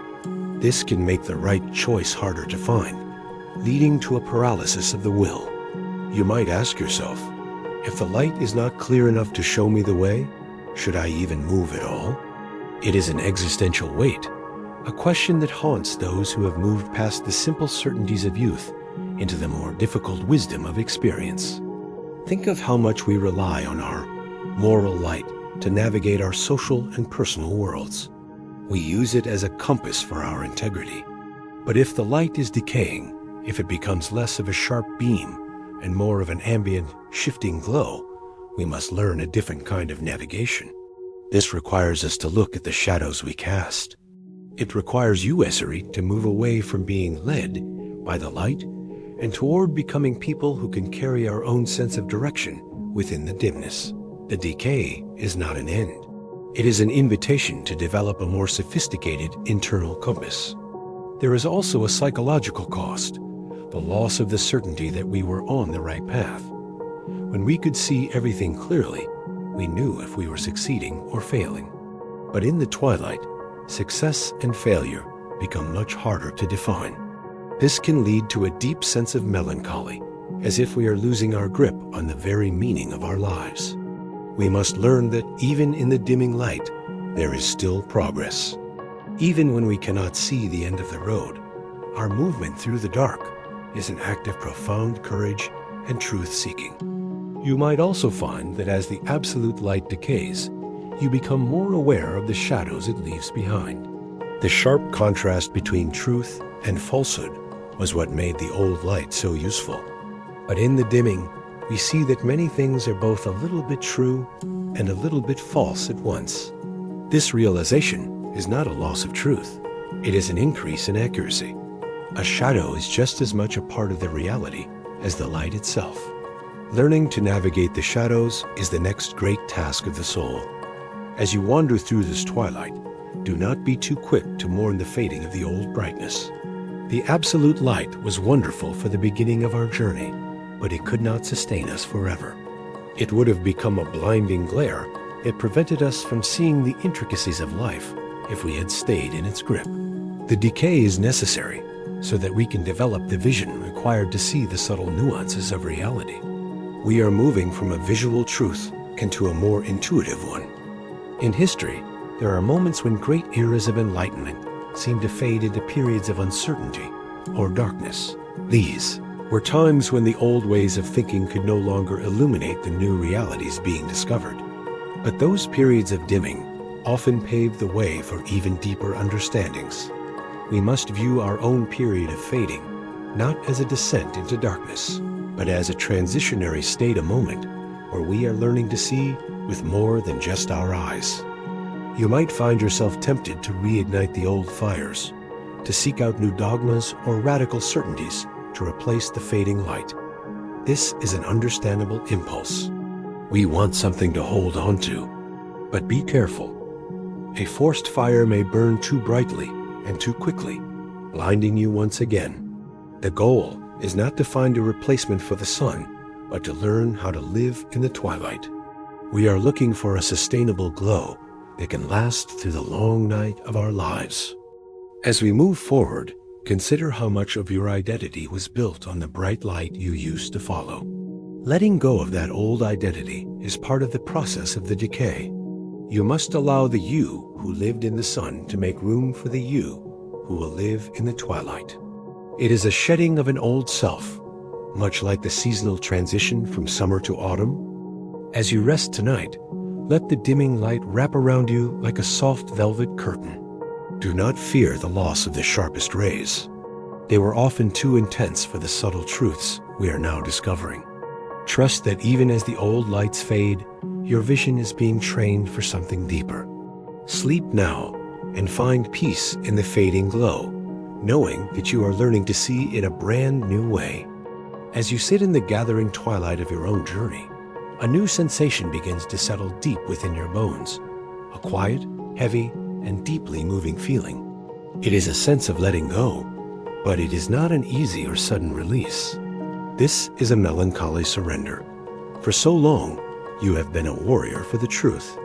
You have fought to hold on to its absolutes, wrestled with its complexities, and tried to find enough light to keep your path clear. But as the old lights dim and the shadows grow longer, you realize that fighting against the fading is becoming an impossible task. The energy required to maintain the grip on what was once certain is becoming more than you can bear. To survive this transition, you must begin the slow, painful process of yielding. Not because you have lost interest in the truth, but because you are learning that you cannot hold it all at the way you used to. This surrender is a unique kind of grief. It is not the grief of losing something to another person or a sudden tragedy. It is the grief of letting go of a version of yourself. You are surrendering the certainty of your youth, the clarity of your convictions, and the comforting structure of an uncomplicated world. There is a deep melancholy in this because you are saying goodbye to the you who knew exactly where they stood. It feels as though you are losing a part of your very foundation. Yet, there is also a hidden necessity at work. You realize that if you do not let go of the old ways of holding the truth, you will be too heavy to move into the new reality that is waiting for you. The process is slow and often happens in the quietest moments, in the middle of the night, or during a lonely walk through a familiar forest. You might find yourself staring at an old belief as if it were a physical object, feeling its weight and wondering how long you can carry it before it becomes too much. This surrender is not a defeat. It is an act of wisdom. It is the realization that holding on to a truth that no longer fits our scale is like trying to wear a coat that has become far too small. You are unbuttoning the old garments of your certainty, preparing yourself for a different kind of being. In this space of surrender, you might feel as though you are failing. If you were once a person of strong, unyielding stances, letting go can feel like becoming weak or indecisive. You may hear the voices of others, or even your own inner critic saying that you are losing your edge. But there is a profound strength in this yielding. It takes immense courage to look at something you once believed was absolute and say, "This can no longer hold me." This is not an abandonment of truth. It is the refinement of our relationship with it. You are moving from a grip that clenches to a hand that holds loosely. Consider how much human energy is spent resisting change. We cling to old truths because they provide us with a sense of identity and order. To surrender those truths feels like walking into an empty room without a lamp. It is the great, vast unknown of the heart's transition. You are learning that you cannot possess the truth. You can only inhabit it. When we try to own it, to lock it in our grasp, we find that it becomes brittle and heavy. To surrender is to allow the truth to flow through us rather than being a weight we must carry. This melancholy is often accompanied by a sense of resignation. You might feel as though you are finally admitting defeat to the complexity of the world. But this resignation is actually a form of clearing space. By letting go of the need to have every answer, you are creating room for something much more profound to grow. It is like the autumn when trees must let their leaves fall. It looks like a loss of life, but it is a necessary shedding so that the tree can survive the winter and bloom again in the spring. You are currently in your own season of falling. As you walk through this era of letting go, you will notice how much more difficult the world seems to be without the old structures. Without the clear lines of right and wrong, or the solid ground of our oldologies, we feel a sense of being adrift. This is where the surrender becomes most difficult, when there is no one to tell us if we are doing it correctly. The truth does not provide enough light for you to see your own progress clearly. You must learn to trust that the act of letting go is itself a form of movement, even when it feels like standing still in the dark. Think of the great movements of human thought, where old paradigms were slowly surrendered to new discoveries. It was not an overnighting event. It was a long, melancholic era for those who lived within the old ways. They had to let go of their place in the cosmos to make room for the newness that was coming. You are living your own personal paradigm shift. The sadness you feel is a tribute to the importance of what you once held. It is okay to mourn the certainty even as you release it. A tension between the desire to hold on and the necessity to let go can create a sense of profound fatigue. It is an emotional tug-of-war that drains your spirit. You may find yourself wanting to fight just to prove you still have the strength to do so. But true surrender is not about fighting. It is about a quiet, dignified yielding. It is finding the grace to let the old truths become memories rather than anchors. This is how we prevent our history from becoming a weight that prevents us from walking into the future. You might also find yourself questioning if you are surrendering too much. There is a danger of letting go so completely that you lose your sense of self entirely or drift aimlessly without any moral compass at all. This is why the process must be one of nuance, a slow, conscious release rather than a reckless discarding. You are not trying to become nothing. You are trying to become something more flexible, more resilient, and more attuned to the shiftiness of reality. There is a certain beauty in this surrender, like the fading light of an old photograph or the gentle crumbling of an ancient ruin. There is an aesthetic of loss that can be deeply moving. You are learning to find beauty in the imperfect, the incomplete, and the transient. This is the beginning of a new kind of wisdom, the ability to appreciate the truth even when it is no longer perfect or easy to hold. As you inhabit this space of letting go, do not be afraid to feel the sadness. Let the melancholy wash over you like a cool evening rain. It is an honest response to the magnitude of what you are experiencing. The more you allow yourself to feel the loss of your old certainties, the more smoothly they will eventually slip from your hands. This surrender is also about letting go of the need for external validation of our truths. We often hold on to things because we want the world to agree with us. To truly surrender is to let go of the need to be right in the eyes of others, finding a quiet peace within your own internal reality. It is an inward turn that requires immense honesty and solitude. You may wonder if this path leads anywhere. In the human experience, we often think of paths as being linear, moving from one point to another. But the path of surrender is more like a spiral. You might pass through similar emotions again and again, but each time you are at a different level of depth. You are not just letting go of things. You are learning how to be the kind of person who can live without them. As you drift towards sleep, imagine yourself standing on a shoreline as the tide slowly pulls away from the sand. The water is retreating, leaving behind the treasures and the debris that were once covered.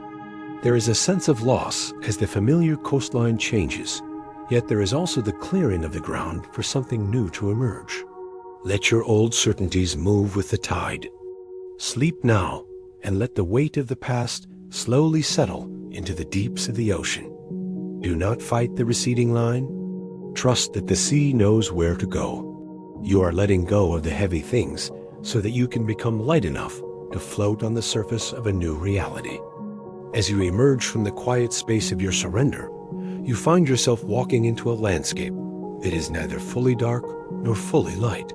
The ground beneath you is no longer the solid granite of your youth, but it is also not the empty void you once feared.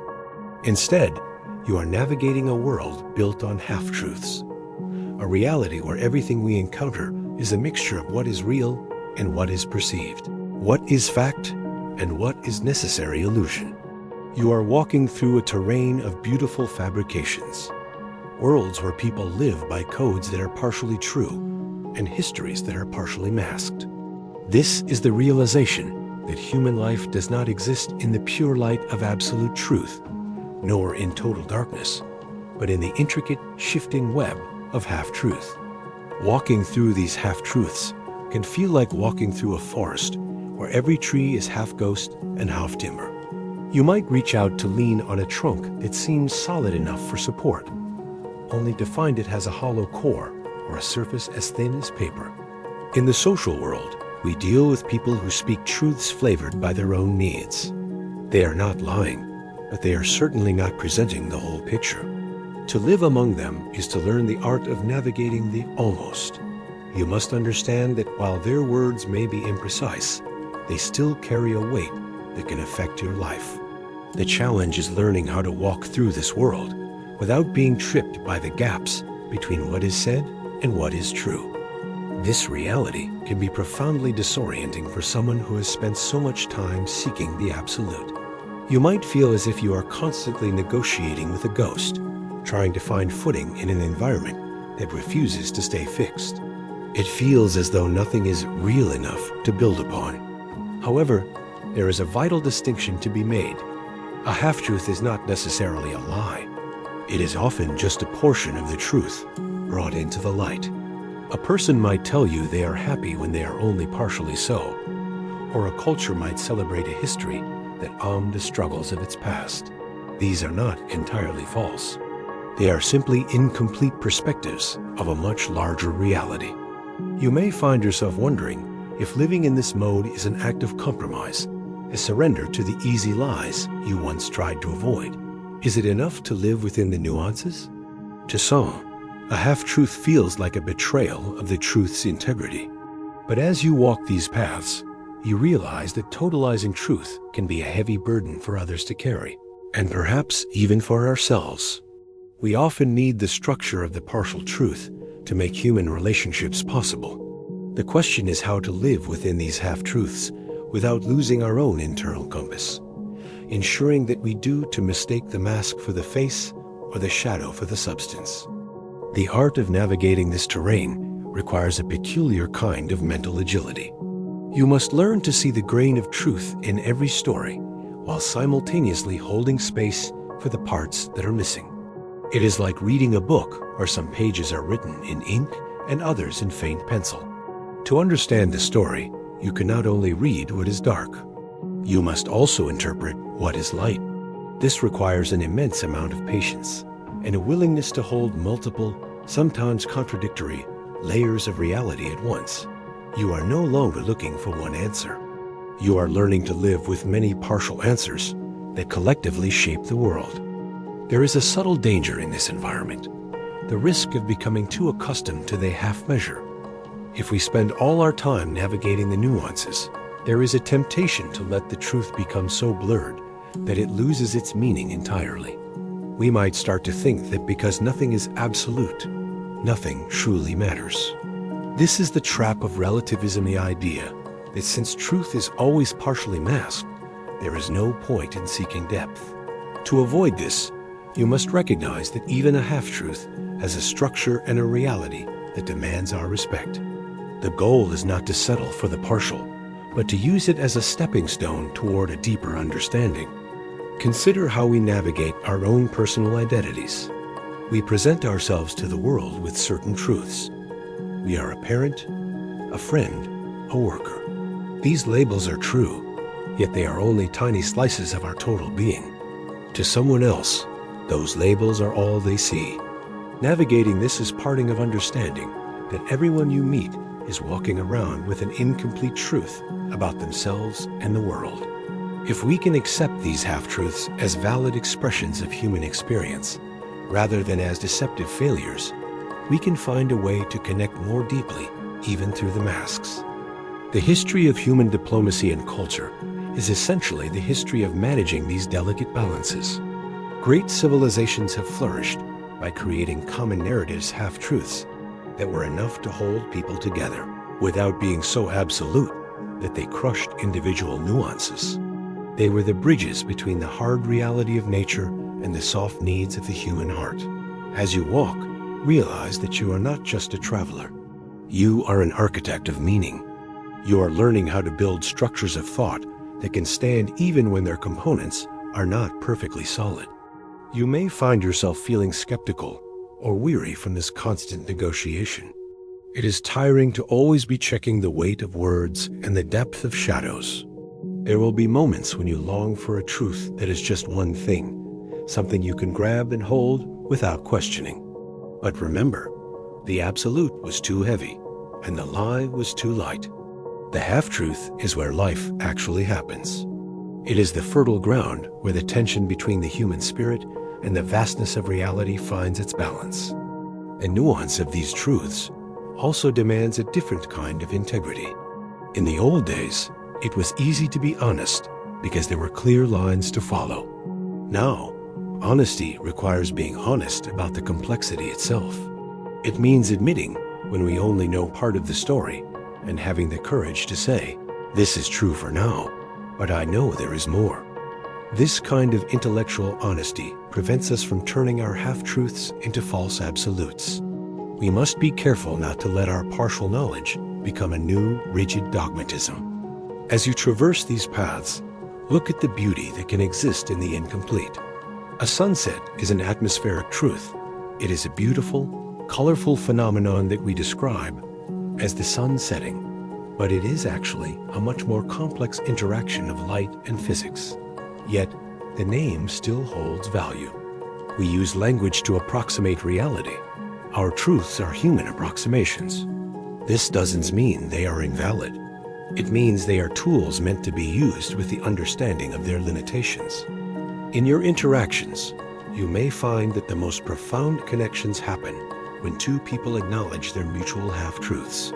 When we admit to another, "This is what I know, and this is where my vision fades," we create a space for genuine intimacy.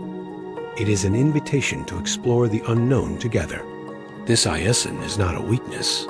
It is an opening of the soul. The task of walking through half-truths is also about learning when to push deeper and when to accept the current level of clarity. There are times when we must dwell in the nuance, but there are also times when we need the strength of a more solid truth to take action. The wisdom lies in knowing which tool to use for the terrain you are currently crossing. You are becoming a master of the subtle gradients of existence. As you continue your journey, do not let the shadows of ambiguity make you cynical. Every half-truth is a window through which we can catch glimpses of something greater. If we focus only on what is missing, we will miss the beauty of what is present. The goal is to walk with an open hand, ready to hold the truth when it is solid, and ready to let it go when it becomes too heavy. Tonight, as you rest in this space between the seen and the unseen, imagine yourself walking through a twilight garden, where every flower is made of both light and shadow. Do not try to categorize them. Simply observe how they bloom in the dimness.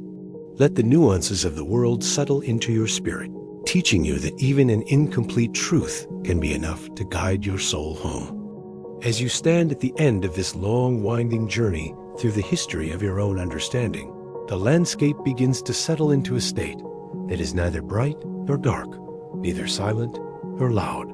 The fog has not vanished, but it has become as clear to you as the air itself. The shadows are no longer obstacles, but familiar companions. This is the final quiet equilibrium, the moment where you find peace in the grayness of existence. For so much of this journey, we have been searching for an end point, a place where all questions are answered and the truth is finally grasped in its entirety. But as you stand here now, you realize that there is no final destination. There is only the constant, beautiful unfolding of being. The peace you feel is not the peace of having solved the puzzle, but the peace of realizing that the puzzle itself is the beauty we were meant to witness. In this state of equilibrium, the old tension between absolute certainty and the terrifying unknown begins to dissolve into a harmonious balance. You no longer need to fight for a single blinding light, because you have learned how to walk with the ambient glow of many truths. The truth is no longer something to be conquered or possessed. It has become a rhythm to be lived within. This final realization is the most profound, that we do not live in the truth, but rather we are part of the process through which the universe experiences itself. When you stop trying to pin down the butterfly of reality, you find that its flight becomes a more magnificent spectacle. You look back at the much-traveled paths, the moments of sudden clarity and the long stretches of confusion, and you see they were all part of the same singular movement. The certainty of your youth was necessary to build your strength. The doubt of your middle years was necessary to expand your soul. Neither was more true than the other. They were simply different frequencies of the human experience. To find peace in the grayness is to realize that the black and white were merely extremes, and the vast spectrum of gray between them is where life actually flourishes.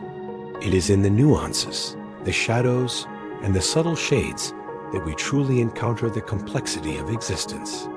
This equilibrium requires a radical kind of acceptance. We must accept the reality that our human perspective will always be limited, that we can never know everything, nor can we ever perfectly express what we do know. This is not an admission of failure. It is an act of profound humility. When we accept our limitations, they cease to be barriers and become the very framework through which we find meaning. The grayness is no longer a place of confusion, but a space of infinite possibility where the truth can exist without needing to be defined by human labels.